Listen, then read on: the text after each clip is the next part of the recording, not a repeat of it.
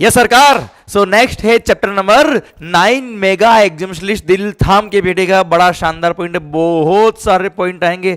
Be focused here only, concentration यहां रहेगा तो ये चैप्टर के पॉइंट्स उतर जाएंगे, नहीं तो चैप्टर के पॉइंट्स गायब गायब और गायब। दिल थाम के बैठेगा। Section number 11 of the CGST act कहता है क्या, गवर्नमेंट के पास पावर है कि on the recommendation of the GST council they may notify certain goods और सर्विस और बोथ, जिनको जीएसटी से वो एग्जाम कर सकता है। और हाँ, this exemption may be partial और full, it may be conditional और अनकंडीशनल।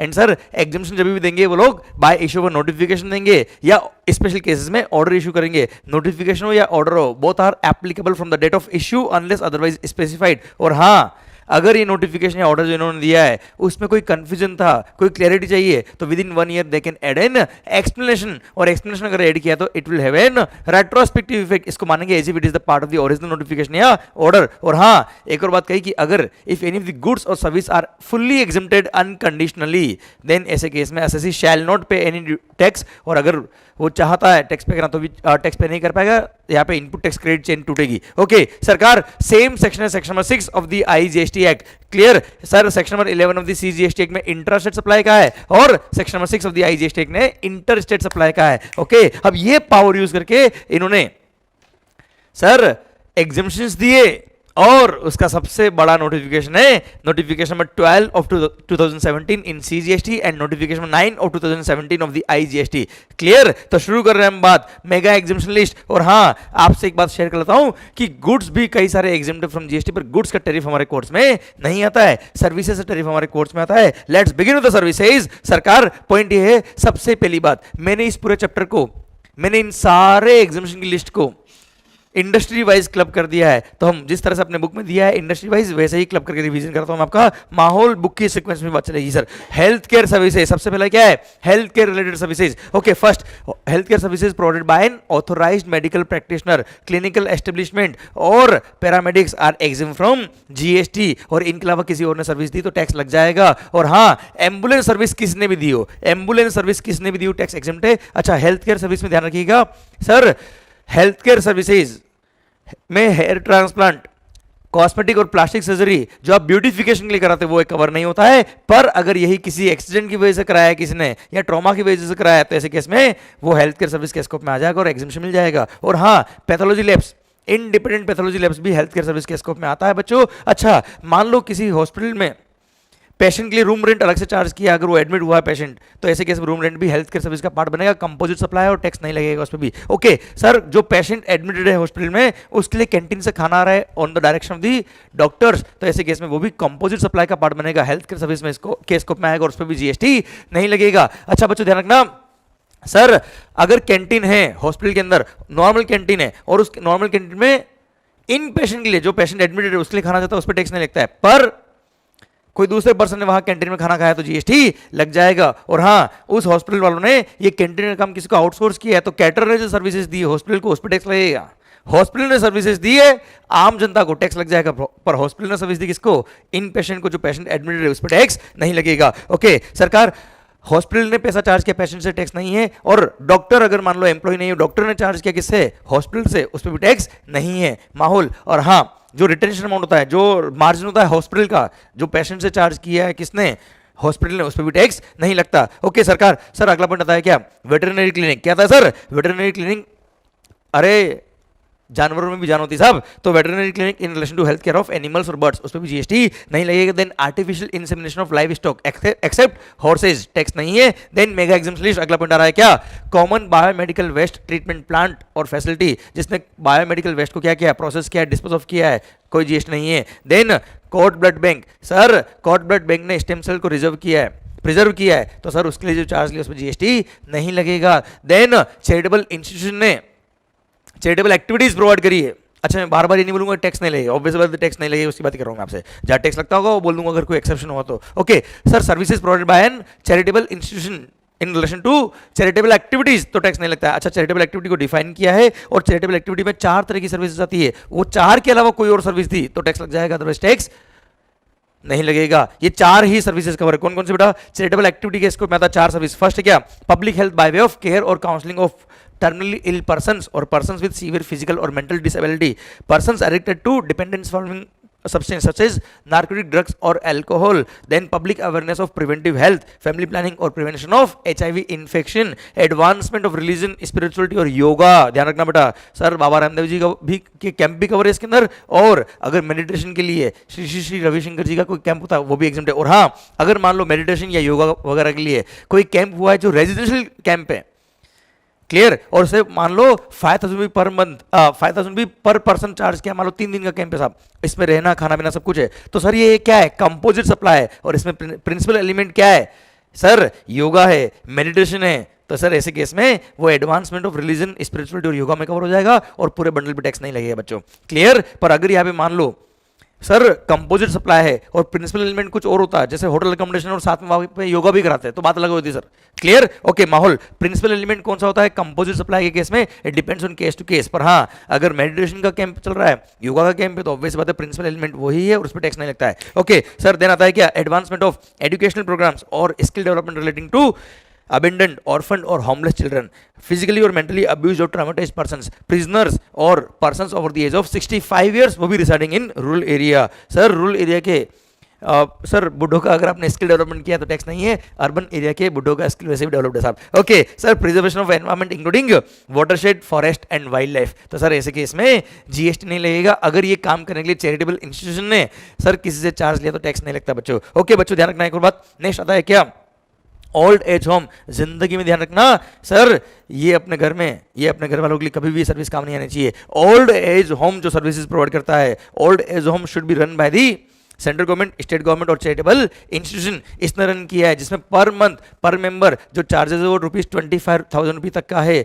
इस चार्जेस में सब कुछ आना चाहिए, खाना पीना रहना सब कुछ, तो उस चार्ज पे जीएसटी नहीं लगेगा। ओके, देन रिहेबिलिटेशन प्रोफेशनल ने कोई भी सर्विस दी तो टैक्स नहीं लगेगा। अरे हाँ है ना, रिहेबिलिटेशन प्रोफेशनल्स डिप्रेशन के मरीजों को सही करते हैं, इनकी चार्जेस पे टैक्स नहीं लगेगा। Then services by way of public conveniences such as provision of facilities of bathroom, washroom, urinal और टॉयलेट्स और लेबोरेटरीज, तो टैक्स नहीं लगता बच्चों। सर देन आता है नेक्स्ट हेडिंग कौन सा, services in relation to agriculture. बच्चों ध्यान रखना सर, फार्मर, अब ध्यान रखना एग्रीकल्चर के स्कोप में वेज और नॉन वेज दोनों आते हैं। और हाँ, आपने एग्रीकल्चर से रिलेटेड सर्विसेज दी है। और हाँ, rearing of all life form of animals except rearing of horses, horses का रेयरिंग एग्रीकल्चर के स्कोप में नहीं आता है। Otherwise sir all life forms of animals except horses for food, fibre, fuel, raw material और अदर सिमिलर प्रोडक्ट, या आपने agriculture produce किया है, वो सब स्कोप में आता है इसके एग्रीकल्चर में। और एग्रीकल्चर का काम जो कर रहा होता है फार्मर या इस तरह के नॉनवेज वाले लोग, इनको आपने सर्विसेज दी कौन सी sir, first agricultural operation directly related to production of agriculture produce including cultivation, harvesting,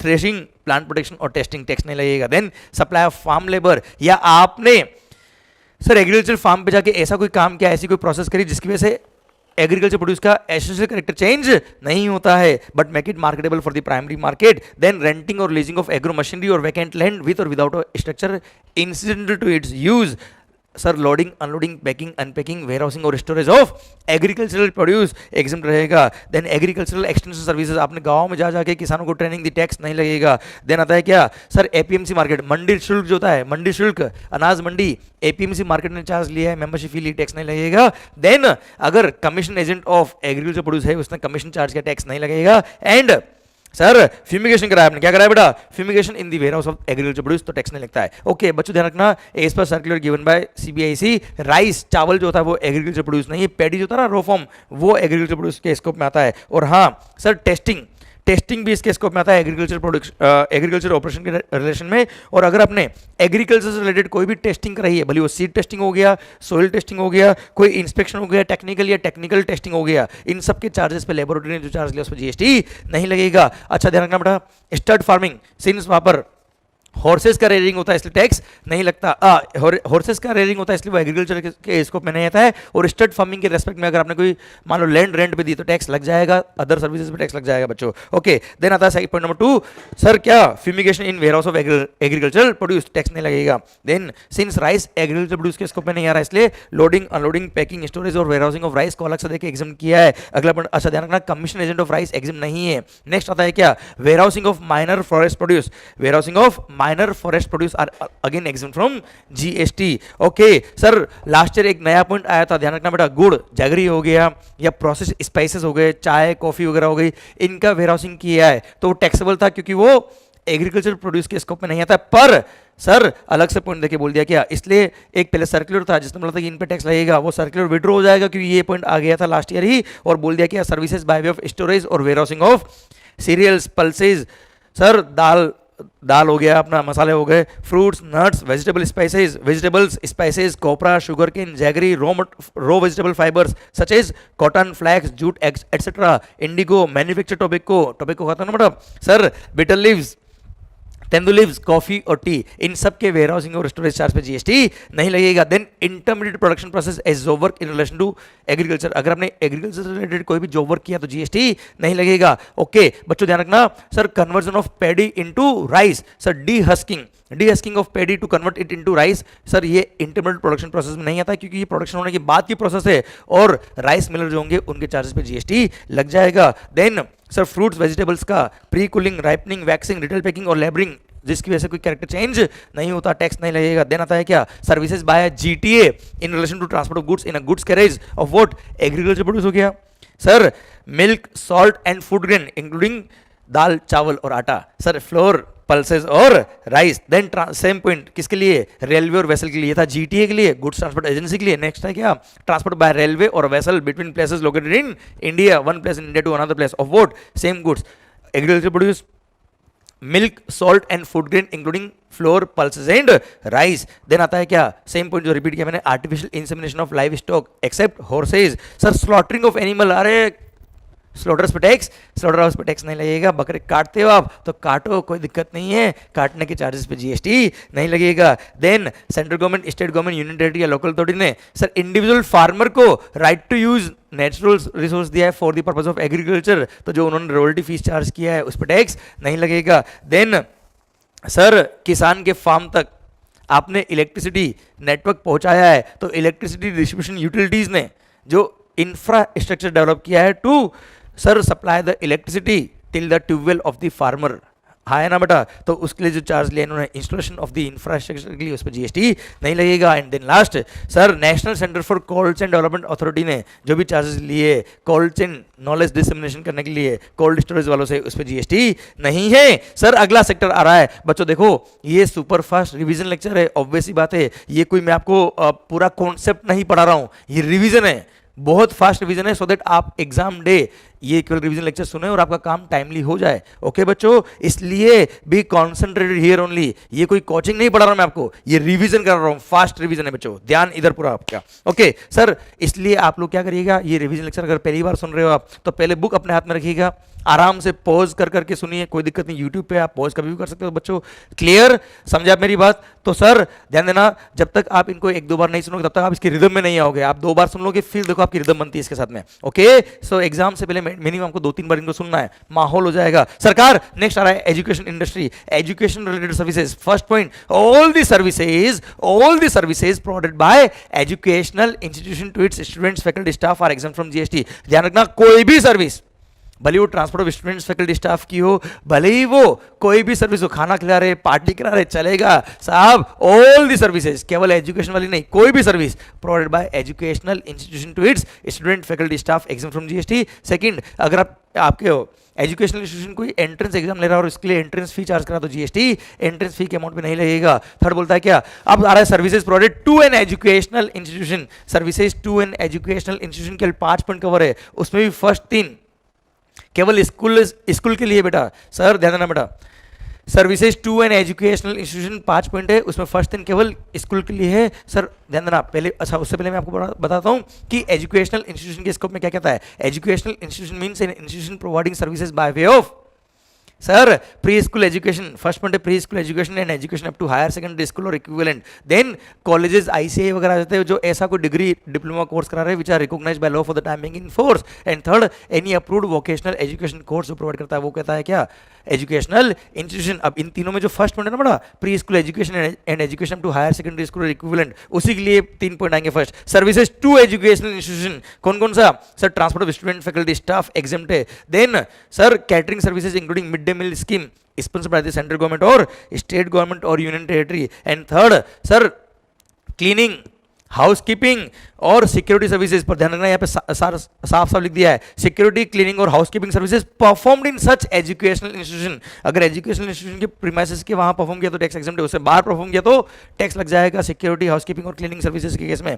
services provided to school या प्री स्कूल एजुकेशन के केस में ये था 12th स्टैंडर्ड तक स्कूल कवर होता है बेटा। ओके सर, देना था क्या, services provided to educational institution, कौन सी, services relating to admission to और conduct of examination by such institution. अच्छा ध्यान रखना, एडमिशन कराने वाली सर्विस या कंडक्ट ऑफ एग्जामिनेशन से रिलेटेड कोई भी सर्विस हो गई, जैसे पेपर सेटर हो गया बेटा, पेपर बना रहे एग्जाम्स के, या एग्जाम हॉल रेंट पे लिया है तो सर, या एग्जाम कंडक्ट कराने वाली सर्विस हो गई बच्चों, तो ऐसे, या पेपर प्रिंटिंग की सर्विस हो गई, एग्जाम पेपर, तो ये सब सर्विस आती है कंडक्ट ऑफ एग्जामिनेशन के रिलेशन में। और ऐसे केस में जो भी चार्जेस लिया है एजुकेशनल इंस्टीट्यूशन से उस पर टैक्स नहीं लगेगा। अब यहाँ पे एजुकेशनल इंस्टीट्यूशन कोई भी हो सकता चलेगा बेटा। और लास्ट आता है क्या सर, आपने कॉलेजेस आईसीआई वगैरह को सर्विस दी, कौन सी sir, supply of online education journal और पीरियोडिकल, तो टैक्स नहीं लगेगा बच्चों। ओके, पर ये वाला पॉइंट वोकेशनल एजुकेशन प्रोवाइड करने वालों के लिए नहीं है और स्कूल वगैरह के लिए नहीं है बेटा। कॉलेजेस आईसीआई वगैरह के लिए कवर है बच्चों, ये जो रिकॉग्नाइज्ड डिग्री प्रोवाइड करते हैं बच्चों आपको। ओके माहौल, फिर आता है सर्कुलर क्या सर, कॉलेज के अंदर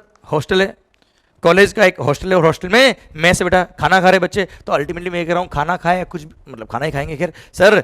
अब ऐसे केस में मेस ने जो खाना प्रोवाइड किया है वो मेस किसकी बेटा, अगर कॉलेज की है, कॉलेज क्या है, एजुकेशनल इंस्टीट्यूशन है, अगर एजुकेशनल इंस्टीट्यूशन के स्कोप में कॉलेज आता है तो उसने कोई भी सर्विस दी है अपने स्टूडेंट्स, फैकल्टी, स्टाफ को, टैक्स एग्जम्प्ट है बेटा। हाँ है ना। सेकंड आता है क्या, अब उस हॉस्टल के अंदर जो मेस में खाना बनाता है वो कोई टीचर तो बनाएगा नहीं बेटा, टीचर खाना बनाएगा, खाएगा कौन, तो ऐसे केस में सर मान लो कैटरिंग वालों को अपॉइंट कर दिया सर, जैसे आरबीजी हॉस्टल मुंबई के अंदर भगवती महाराज को अपॉइंट कर दिया कि साहब खाना बनाइए आप, तो कैटरिंग वालों ने जो चार्ज किया होगा किसको, एजुकेशनल इंस्टीट्यूशन को या किसी ट्रस्ट को, तो ऐसे केस में उस पर टैक्स लगेगा साहब, वो एग्जाम नहीं है। पर हाँ ध्यान रखना बच्चों, सर एजुकेशनल इंस्टीट्यूशन अगर बच्चों से चार्ज लिया तो टैक्स नहीं लगेगा, पर कोई प्राइवेट ट्रस्ट है बेटा, जैसे RBG hostel is a private trust, कोई एजुकेशनल इंस्टीट्यूशन नहीं है, उसने बच्चों से चार्ज किया तो वो तो वैसे भी एजुकेशनल इंस्टीट्यूशन नहीं होता बेटा, तो टैक्स लग जाएगा बच्चों।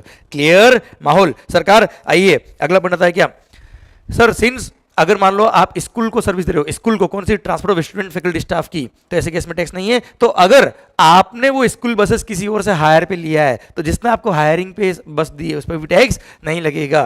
क्लियर। देना था नेक्स्ट पॉइंट किसके रिगार्डिंग, आईआईएम, आपको पता है Indian institute of management, sir ये 31 जनवरी 2018 से एजुकेशनल इंस्टीट्यूशन के स्कोप में आ गया है, इसलिए आईआईएम ने जो पढ़ाया है उसने बच्चों से जो फीस लिया उस पर भी जीएसटी नहीं लगेगा। पर ध्यान रखना आईआईएम क्या करता है, दो तरह के कोर्स होता है, एक तो शॉर्ट ड्यूरेशन कोर्स और एक और लॉन्ग ड्यूरेशन कोर्स। तो लॉन्ग ड्यूरेशन कोर्स जो करते हैं वो स्टूडेंट करते हैं और उस पर टैक्स नहीं लगेगा, पर शॉर्ट ड्यूरेशन कोर्स प्रोफेशनल्स के लिए होते हैं और ऐसे केस में वो प्रोफेशनल के स्टूडेंट नहीं होते, वो होते हैं पार्टिसिपेंट्स, उनसे जो फीस लिया उस पर जीएसटी लग जाएगा। अच्छा एक और सर्कुलर आया regarding sir director general of shipping जो सर्विसेज देता है सर, मेरीटाइम कोर्सेज प्रोवाइड करते हैं, लोग क्या प्रोवाइड करते हैं बेटा, maritime courses conducted by maritime training institute of India. तो सर सर्कुलर ने डिफाइन करके बोल दिया क्या, maritime institute of India are covered in the scope of educational institution, ये अप्रूव्ड कोर्सेज होते हैं बेटा, और ऐसे केस में उन अप्रूव्ड कोर्स के लिए अगर आपने बच्चों से पैसा लिया तो टैक्स नहीं लगेगा। ओके नेक्स्ट आ रहा है सर वो वोकेशनल ट्रेनिंग की कोर्स वगैरह। सर सुनना बच्चों ध्यान से, पॉइंट नंबर 4,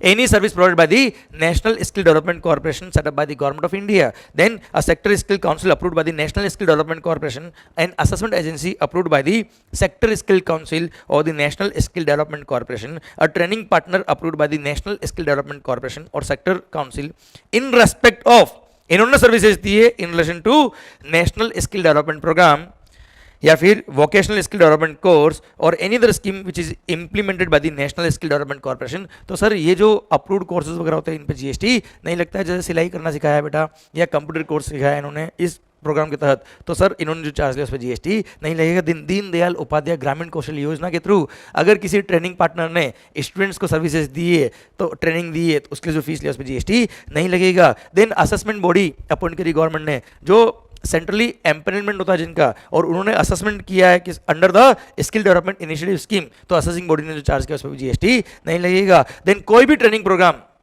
जिसका सारा खर्चा बोन किया किसने, सेंट्रल गवर्नमेंट, स्टेट गवर्नमेंट या यूनियन टेरिटरी एडमिनिस्ट्रेशन ने, तो उस ट्रेनिंग प्रोग्राम के लिए जो भी चार्जेस बच्चों से लिया उस पर टैक्स, जो ट्रेनिंग ले रहे हैं उनसे लिया उस पर टैक्स नहीं लगेगा if the all the expenses of the training program are borne by government. Clear. Central government, state government या यूनियन टेरिटरी। ओके सर कभी डांस सीखने गए क्या, तो सर डांस सीखने जाओगे तो टैक्स नहीं लगेगा। सर रिक्रिएशनल एक्टिविटी अगर आपने सिखाई है recreational activity in relation to arts और culture, in relation to arts और कल्चर। और एक और पॉइंट क्या है, स्पोर्ट्स। पर स्पोर्ट्स केस में बोला क्या, स्पोर्ट्स अगर सिखाया किसने, किसी चैरिटेबल इंस्टीट्यूशन ने जो section 12 of the income tax act में कवर है, तो ही एग्जाम रहेगा, अदरवाइज एग्जाम नहीं रहेगा। बाकी डांस और आर्ट्स की क्लासेस रिक्रिएशनल वाली कोई भी प्रोवाइड करे टैक्स नहीं लगता बच्चों।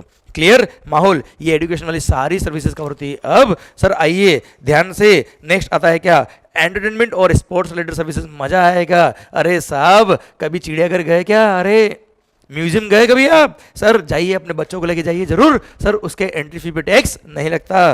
फर्स्ट पॉइंट यही है, services by way of admission to a museum, national park, wild life sanctuary और टाइगर रिजर्व्स और zoo are exempt from GST. अच्छा services by way of admission to museum वगैरह, बेटा आप एडमिट नहीं हो गए भाई, ओए सर एंट्री टिकट के अमाउंट पे टैक्स नहीं लगेगा। Then services by way of admission to a protected monument, sir ध्यान रखना, अगर प्रोटेक्टेड मॉन्यूमेंट जैसा आगरा ताजमहल, हाँ है ना बेटा, दिल्ली जंतर मंतर अगर वहाँ देखने गए तो उसके टिकट पे, एंट्री टिकट पे टैक्स नहीं लगेगा। देन सरकार सर्कस देखने के, डांस देखने के, ध्यान रखना वहाँ पे 500 रुपये पर पर्सन तक की लिमिट है बेटा, देखो ध्यान से। Next services by way of right to admission to circus, dance और थिएट्रिकल परफॉर्मेंसेज इंक्लूडिंग ड्रामा और ballet. Clear. Then award function, concert, pageant, musical performance और any sporting event other than recognise sporting event. और next क्या लिख दिया, recognise sporting event, मतलब recognise sporting event हो या कोई भी इवेंट हो, सबके केस में सेम पॉइंट है। और प्लेनेटोरियम, अगर यहाँ पे अगर आप एंट्री टिकट ले रहे हो और एंट्री टिकट पर पर्सन 500 रुपये तक का है तो टैक्स नहीं लगेगा, 501 है तो पूरे पे टैक्स लग जाएगा बच्चों। माहौल सरकार, अब नेक्स्ट आ रहा है क्या, देखो आप डांस देखने गए, टिकट 500 रुपये तक का तो टैक्स नहीं है। अब आप डांस कर रहे हो तो डांस करने के लिए पैसे मिल रहे हैं, सर वो वाले पैसे नहीं बच्चों, सर वो तो क्या है, गिफ्ट केवल। सर जो फीस आप चार्ज कर रहे हो उस फीस पे टैक्स नहीं लगेगा अगर नेक्स्ट पॉइंट में कवर होता है तो। नेक्स्ट पॉइंट क्या है, services by an artist by way of folk, by way of performance in a folk और क्लासिकल आर्ट फॉर्म ऑफ, देखना बेटा, फोक और classical art form of dance, music और theatre, if the consideration charge in respect of such performance is not more than ₹1.5 lakh. Clear, 1,50,000 तक का पर performance अगर charge है तो टैक्स नहीं लगेगा परफॉर्मिंग आर्टिस्ट के केस में बच्चों। अच्छा उसने डांस सिखाया है, देखो डांस सिखाना तो आगे कवर था, उसमें टैक्स नहीं है। ये क्या है, डांस करने के पैसे मिल रहे बच्चों, तो क्लासिकल और folk art form of dance, music और थिएटर, तो पर परफॉर्मेंस अगर 1,50,000 तक का चार्ज है तो टैक्स नहीं लगेगा। एंड ध्यान रखना यहाँ पे अगर एज ए ब्रांड एम्बेसडर उन्होंने कोई भी चार्ज ले लिया तो टैक्स लग जाएगा बच्चों। ये परफॉर्मिंग आर्टिस्ट ने डांस, म्यूजिक या थिएटर आर्ट या सॉरी फोक और क्लासिकल फॉर्म वाला किया तो टैक्स नहीं है, पर अगर इन्होंने एज अ ब्रांड एम्बेसडर कोई भी पैसा ले लिया तो टैक्स लग जाएगा। अगला पॉइंट है क्या, टूर ऑपरेटर, अगर सर्विसेज प्रोवाइड करी टूर ऑपरेटर ने to a foreign tourist for a tour which is conducted wholly outside India, Dubai के टूरिस्ट ने मेकमाईट्रिप.com से सर सिंगापुर का टूर बुक कराया है तो टैक्स नहीं लगेगा बच्चों। देन आता है बात क्या, सर विराट कोहली आ रहा है बच्चों आगे अपने सामने, सरकार services provided to a recognized sports body, to a recognized sports body by an individual as a player, referee, umpire, coach or team manager for participation in a sporting event organized by recognized sports body। और एक recognized sports body को दूसरी recognized sports body ने services दी तो tax नहीं लगेगा। Then आ रहा है क्या, अच्छा ध्यान रखना बेटा, यहाँ पे केवल individual as a player, referee, umpire, coach, manager और टीम मैनेजर ही कवर है बेटा, कोच और टीम मैनेजर ही कवर है बच्चों। क्लियर, अगर मान लो एज ए कमेंटेटर अगर आपको कोई पैसा मिल रहा है तो टैक्स लग जाएगा। चीयर लीडर्स सर उन्होंने फीस चार्ज के लिए टैक्स लग जाएगा। माहौल सरकार देना ये क्या, sponsorship of the sporting event, sir अब ध्यान रखना following sporting events which are organized by, सुनो बच्चों ध्यान से, services by way of sir sponsorship of sporting events organized by national sports, ध्यान सुना बच्चों, नाम याद नहीं होते इतने जल्दी पर आप सुनोगे ध्यान से तो क्लिक कर जाएगा एग्जाम में, याद करने की जरूरत नहीं, आप क्लिक करिएगा, क्लिक हो जाना चाहिए एग्जाम में। Okay, services by way of sponsorship of sporting events organized by a national sports federation or its affiliated federations where the participating teams or individuals represent any district, state, zone और country, या फिर organize किया है by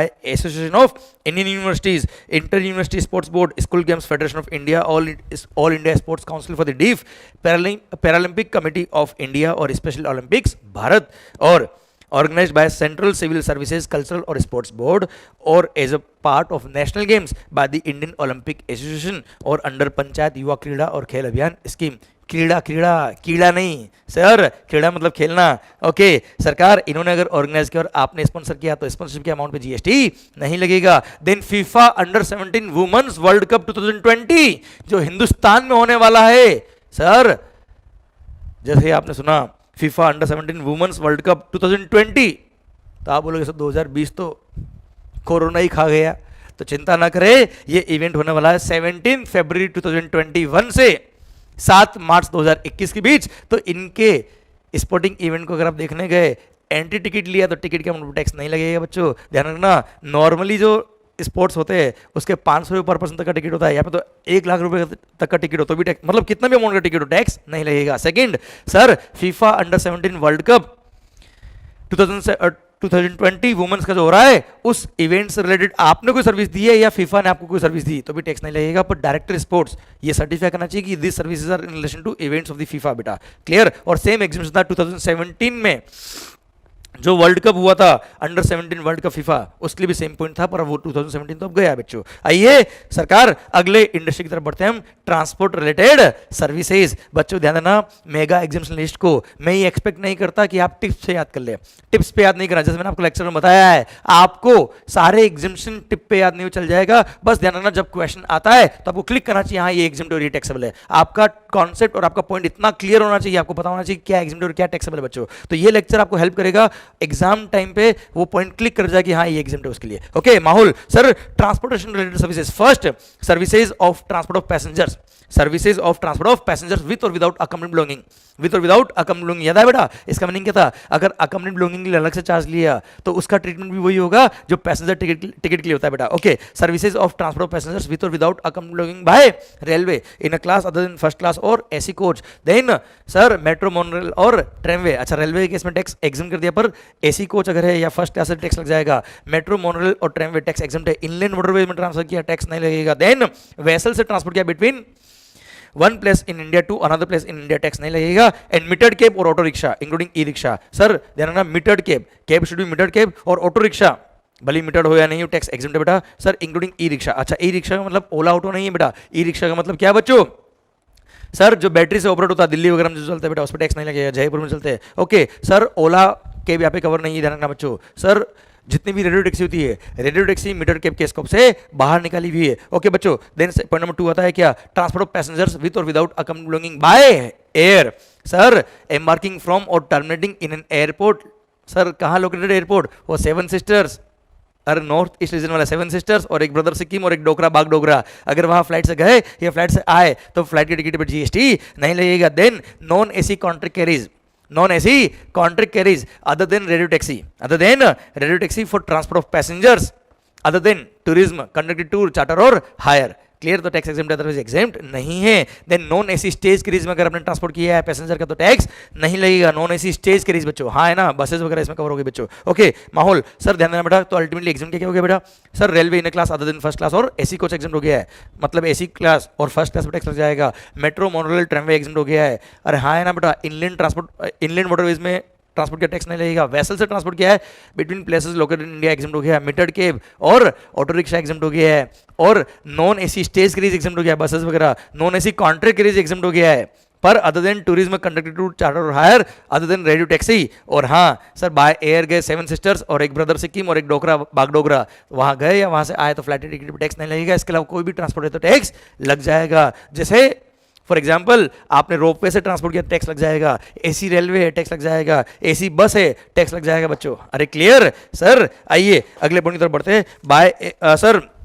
by air regional connectivity scheme airport, regional connectivity scheme airport जो अभी develop हो रहे नए नए, वहां पर अगर आप फ्लाइट से गए या फ्लाइट से आए तो वहां पे सेंट्रल गवर्नमेंट का जो शेयर होता है बेटा, वहां क्या होता है, टिकट का जो अमाउंट होता है उसका कुछ शेयर सेंट्रल गवर्नमेंट खुद बोन करती है। तो एयरलाइंस टिकट का कुछ पोर्शन सेंट्रल गवर्नमेंट से चार्ज करता है, तो सेंट्रल गवर्नमेंट से जो चार्ज किया उन्होंने उस पर उसके अमाउंट में टैक्स नहीं लगेगा, जिसका पेमेंट गवर्नमेंट ने किया है थ्रू वायबिलिटी गैप फंडिंग, तो टैक्स नहीं लगेगा। पर ये रीजनल कनेक्टिविटी एयरपोर्ट को लिए जो एग्जीबिशन दिया है, ये एग्जीबिशन फर्स्ट 3 साल के लिए रहेगा। जिस दिन से वो एयरपोर्ट ऑपरेशनल हुआ है वहां से फर्स्ट 3 साल तक ये एग्जीबिशन मिलेगा, उसके बाद टैक्स लगने लग जाएगा बेटा। सर अगला बताते हैं क्या? Transport of goods. अब आ रहा ट्रांसपोर्ट ऑफ गुड्स, ये तो पैसेंजर वाले। Transport of goods by road exempt except GTA और कुरियर एजेंसी, और बाय इनलैंड वाटरवेज अगर ट्रांसपोर्ट किया तो भी टैक्स नहीं लगेगा। अदरवाइज सारे मोड पे ट्रांसपोर्ट पे टैक्स लग जाएगा, भले वो रेलवे हो या कोई भी मोड, रेलवे भले एसी हो नॉन एसी हो, गुड्स के केस में टैक्स लगता है बच्चों। आइए, transport of goods by aircraft from outside India to the up to the customs station of clearance in India, by aircraft exempt, by vessel exempt नहीं है। अब इंडिया से बाहर जा रहा है तो नेक्स्ट पॉइंट है बाय एयरक्राफ्ट हो या बाय वेसल हो। सर बाय एयरक्राफ्ट हो या बाय वेसल हो 30 सितंबर 2020 तक custom station of clearance in India से लेकर आउटसाइड इंडिया तक के फ्रेट पे जीएसटी नहीं लगेगा, बाय एयर हो या बाय वेसल हो। देन आ रहा है transport of goods bye railway और वेसल फॉलोइंग गुड्स ही एग्जाम है बेटा। सर रेलवे और वेसल से फॉलोइंग गुड्स का ट्रांसपोर्ट किया है between places located in India, तो एग्जाम मिलेगा, नहीं तो एग्जाम नहीं मिलेगा। वो गुड्स कौन कौन सी है? Relief material meant for victims for of नेचुरल और man made disasters, calamities, accidents or mishaps, then defense or military equipments, newspapers or magazines registered with the register of newspapers, railway equipment or materials, agricultural produce, ध्यान रखना, railway equipment और material. Next जो point आने वाला GT उसमें ये point नहीं है बेटा, बाकी सारे पॉइंट आएंगे इसमें। Sir agriculture produce, then milk, salt, food grain including flour, pulses and rice and organic manure, तो इनके ट्रांसपोर्ट पर टैक्स नहीं लगेगा बाय रेलवे और वेसल। और खास बात यही सारी गुड्स, नेक्स्ट पॉइंट है जीटीए वाला, उसमें भी कवर है, बस यहाँ पे रेलवे इक्विपमेंट और मटेरियल कवर नहीं है, बाकी सारी गुड्स कवर है। प्लस जीटीए के लिए 2 पॉइंट एक्स्ट्रा है, अगर गुड्स कैरेज में जितने भी गुड्स है उन सबका फ्रेट मिला के 1500 या उससे कम है तो पूरे फ्रेट पे जीएसटी एग्जिम्ट हो गया। पर अगर पूरे गुड्स कैरेज में जितने भी गुड्स है उन सबका फ्रेट 1500 से ज्यादा है तो टैक्स लग जाएगा। पर ऐसे केस में फिर इंडिविजुअल एग्जिबिशन देखना, कंजाइनी वाइज इंडिविजुअल कंजाइनी से जो फ्रेट चार्ज किया है वो फ्रेट अगर 750 या उससे कम है तो वो इंडिविजुअल कंजाइनी से जो फ्रेट चार्ज किया है, कंजाइनी वेज देखना है, नंबर ऑफ कंजाइनर से मतलब नहीं, नंबर ऑफ बॉक्सेस से कंसर्न नहीं, नंबर ऑफ पार्सल से कंसर्न नहीं है, एक कंजाइनी से जितना फ्रेट चार्ज किया है वो सब मिला के 750 या उससे कम है तो टैक्स एग्जम्प्ट रहेगा। पहले एंटायर ट्रक का देखना, याद है मेरा एग्जांपल, पहले पूरा पास नहीं तो फिर इंडिविजुअल एग्जामिनेशन बेटा। माहौल सर पहले देखेंगे पूरा 1500 उससे कम है या नहीं है, और उससे कम है तो बात एकदम इंडिविजुअल देखना ही मत, और उससे ज्यादा है तो इंडिविजुअल देखेंगे, और ऐसे केस में 750 या उससे कम हुआ इंडिविजुअल कंजाइनी वाइज तो टैक्स नहीं लगेगा, तो लग जाएगा। माहौल सर अगला पॉइंट आता है क्या, जीटीए ने, गुड्स ट्रांसपोर्ट एजेंसी ने वो 7 कैटेगरी ऑफ स्पेसिफाइड पर्सन के अलावा किसी और को सर्विस दी तो टैक्स एग्जम्प्ट है। जो मैंने आरसी में भी पढ़ाया था, वापस बोल देता हूं बेटा, तो वो 7 स्पेसिफाइड पर्सन जिनके केस में टैक्स लगेगा, अदरवाइज टैक्स एग्जम्प्ट है। 7 लोग कौन कौन है जहां टैक्स लगता है, registered factory under factories act, society under societies act, cooperative society, sir registered person in GST, casual taxable person, any body corporate और any partnership firm whether registered not including AOP. GT ने service इनको दी तो ही tax लगेगा, इनके अलावा किसी को भी सर्विस दी टैक्स एग्जम्प्ट है, और खास बात टैक्स लगेगा।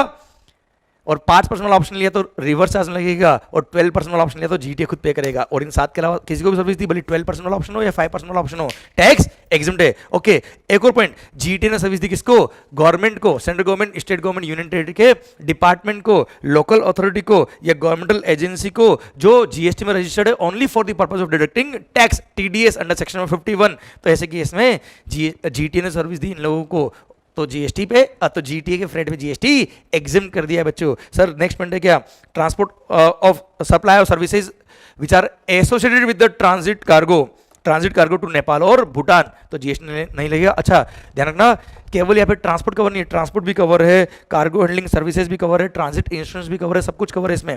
ट्रांजिट कार्गो से रिलेटेड कोई भी सर्विस दी है जो जा रहा है कहाँ पे, नेपाल भूटान, तो टैक्स नहीं लगेगा। देन आ रहा है क्या, services by way of giving on hire to a state transport undertaking a motor vehicle meant to carry more than 12 passengers। Sir roadways को आपने बस किराए पे दिए, रेंटिंग मोटर व्हीकल किया आपने, sir giving on hire more than 12 passenger वाला tax नहीं लगेगा। देन सर लोकल अथॉरिटी को आपने electrically operated vehicle which is meant to carry more than 12 passenger, electrical vehicle दिया है तो मोर देन 12 पैसेंजर वाला अगेन टैक्स नहीं लगेगा अगर लोकल अथॉरिटी को दिया है तो। देन जीटीए को आपने means of transport of goods दिया है, ट्रक किराए पे दी टैक्स नहीं लगेगा, या कोई लोडिंग ऑटो रेंट पे दिया टैक्स नहीं लगेगा। सेम वे जो मैंने आपको पढ़ाया था थोड़ी देर पहले, अगर आपने कोई बस या कोई भी motor vehicle which is use to transport the students, faculty और स्टाफ, ये आपने रेंट पे दिया किसको, ऐसे किसी पर्सन को जो स्कूल को transport of student faculty staff की सर्विस दे रहा है तो टैक्स नहीं लगेगा बच्चों। आइए पॉइंट नंबर 14 की तरफ बढ़ते, टोल चार्ज पे जीएसटी नहीं लगता। एंड नेक्स्ट है क्या, services by way access to road और bridge on payment of annuity की फॉर्म में टोल चार्ज वगैरह लिया तो टैक्स नहीं लगेगा।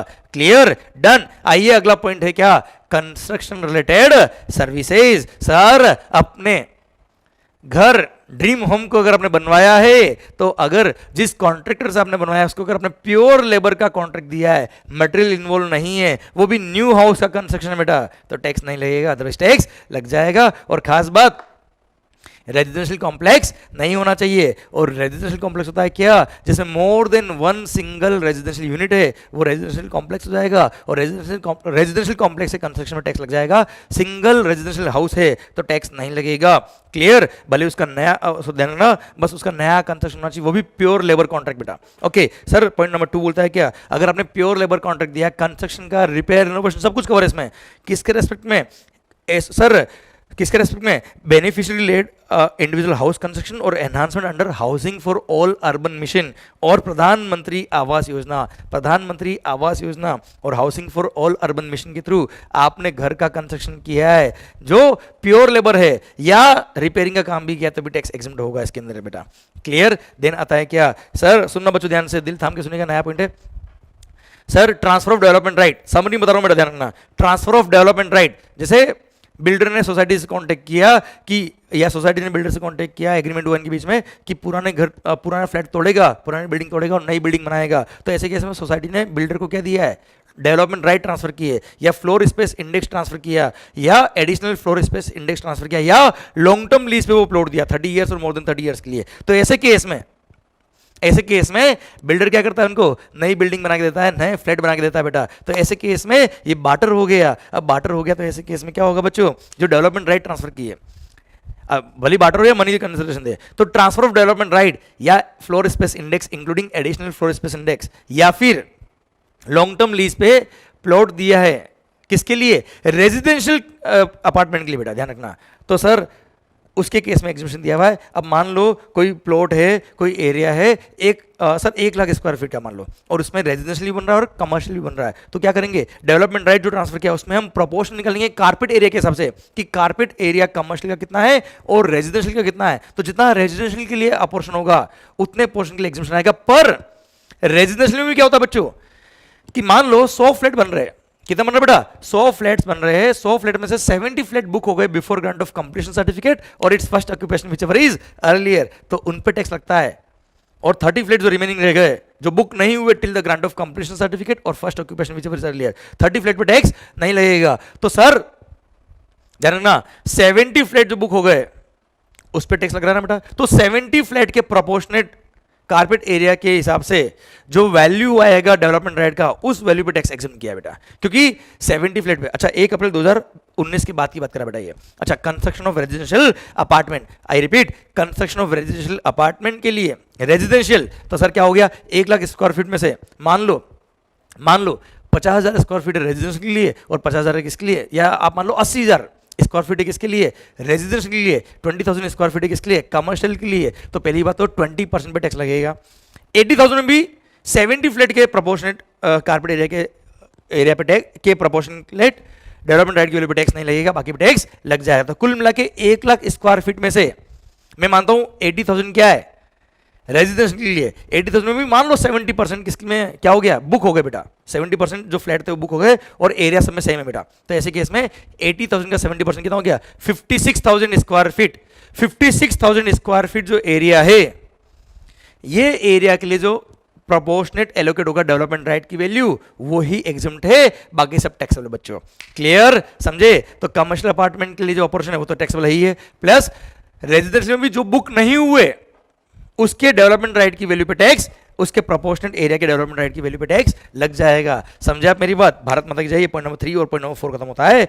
अब आइए नेक्स्ट है क्या? Renting of immovable property related services. Renting of residential dwelling for use as residence, घर किराए पे लिया रहने के लिए, घर किराए पे लिया है रहने के लिए तो टैक्स नहीं लगेगा, पर घर को किराए पे दिया है कमर्शियल यूज के लिए तो टैक्स लग जाएगा बच्चों। और हाँ आपको बताया क्या, एक मान लो सिंगल बंगलो है 2 फ्लोर का, फर्स्ट फ्लोर और ग्राउंड फ्लोर सर, और उसने क्या किया? रेंट पे दिया किसी पर्सन को। जिसने रेंट पे लिया उसने क्या किया? इस फ्लैट को, इस बंगलो को कैसे यूज में लिया? नीचे फूलों की दुकान, ऊपर हाँ बोलो गोरी का मकान। मतलब उसने फर्स्ट फ्लोर को काम लिया कमर्शियल पर्पज के लिए, और सॉरी ग्राउंड फ्लोर को काम लिया किसके लिए? कमर्शियल पर्पज के लिए। फर्स्ट फ्लोर को काम लिया रेजिडेंशियल पर्पज के लिए। तो जितना रेजिडेंशियल के लिए काम रहा वो एग्जम्प्ट है, जो कमर्शियल में काम रहा वो टैक्सेबल है, पर दोनों के लिए फीस कॉमन चार्ज करी, तो इट्स अ बंडल्ड सप्लाई। और ये ऑर्डिनरी कोर्स ऑफ बिजनेस में साथ में सप्लाई नहीं होता, ये क्या? मिक्स सप्लाई है, और हाईएस्ट रेट मतलब पूरा टैक्सेबल लग जाएगा बेटा। माहौल सरकार। आइए अगला पॉइंट सर, ध्यान देना बच्चा। पॉइंट नंबर 2 बोलता है क्या? Hotels services by hotel in guest house club camp site bye whatever name called. इन्होंने जो सर्विसेज दी है, अगर वैल्यू ऑफ सप्लाई, पहले था डिक्लेयर्ड वैल्यू, अब हो गया actual transaction value inclusive all charges. Sir actual value of supply is up to ₹1,000। पहले ध्यान रखना बिलो ₹1,000 था बेटा, जिसको last year amendment, last 6 month पहले अमेंडमेंट करके बोल दिया है क्या? अप टू बिलो और इक्वल टू ₹1,000 पर डे और इक्विवेलेंट अगर है पर डे तो चार्ज तो उस रेंट पे टैक्स नहीं लगेगा। Services by hotel in guest house club camp site by whatever name code, dharamshala हो अधर्मशाला हो कुछ भी हो, 1,000 रुपये तक का रेंट है, टैक्स नहीं लगेगा। 1,000 रुपये तक का रेंट है पर डे और इक्विवेलेंट, तो टैक्स नहीं लगेगा। और इक्विवेलेंट का मतलब क्या है, अगर मान लो कोई होटल आवरली बेस पे चार्ज करता है तो पर डे के हिसाब से देख लेना, वो 1,000 रुपये या उससे कम आता तो टैक्स नहीं लगेगा। अगर 1,001 रुपये हो गया तो पूरे पे टैक्स लग जाएगा बच्चों। सर ध्यान देना, अगली बात हॉस्टल। सर हॉस्टल के लिए एक सर्कुलर था, हॉस्टल फी जो होता है बच्चों, अगर हॉस्टल फी 1,000 रुपये पर डे या उससे कम है तो टैक्स इसमें कवर हो जाएगा और एग्जेम्पशन मिल जाएगा बेटा उसको, पर 1,000 से ऊपर तो टैक्स लग जाएगा जो सर्कुलर दिया उस अकॉर्डिंग बेटा।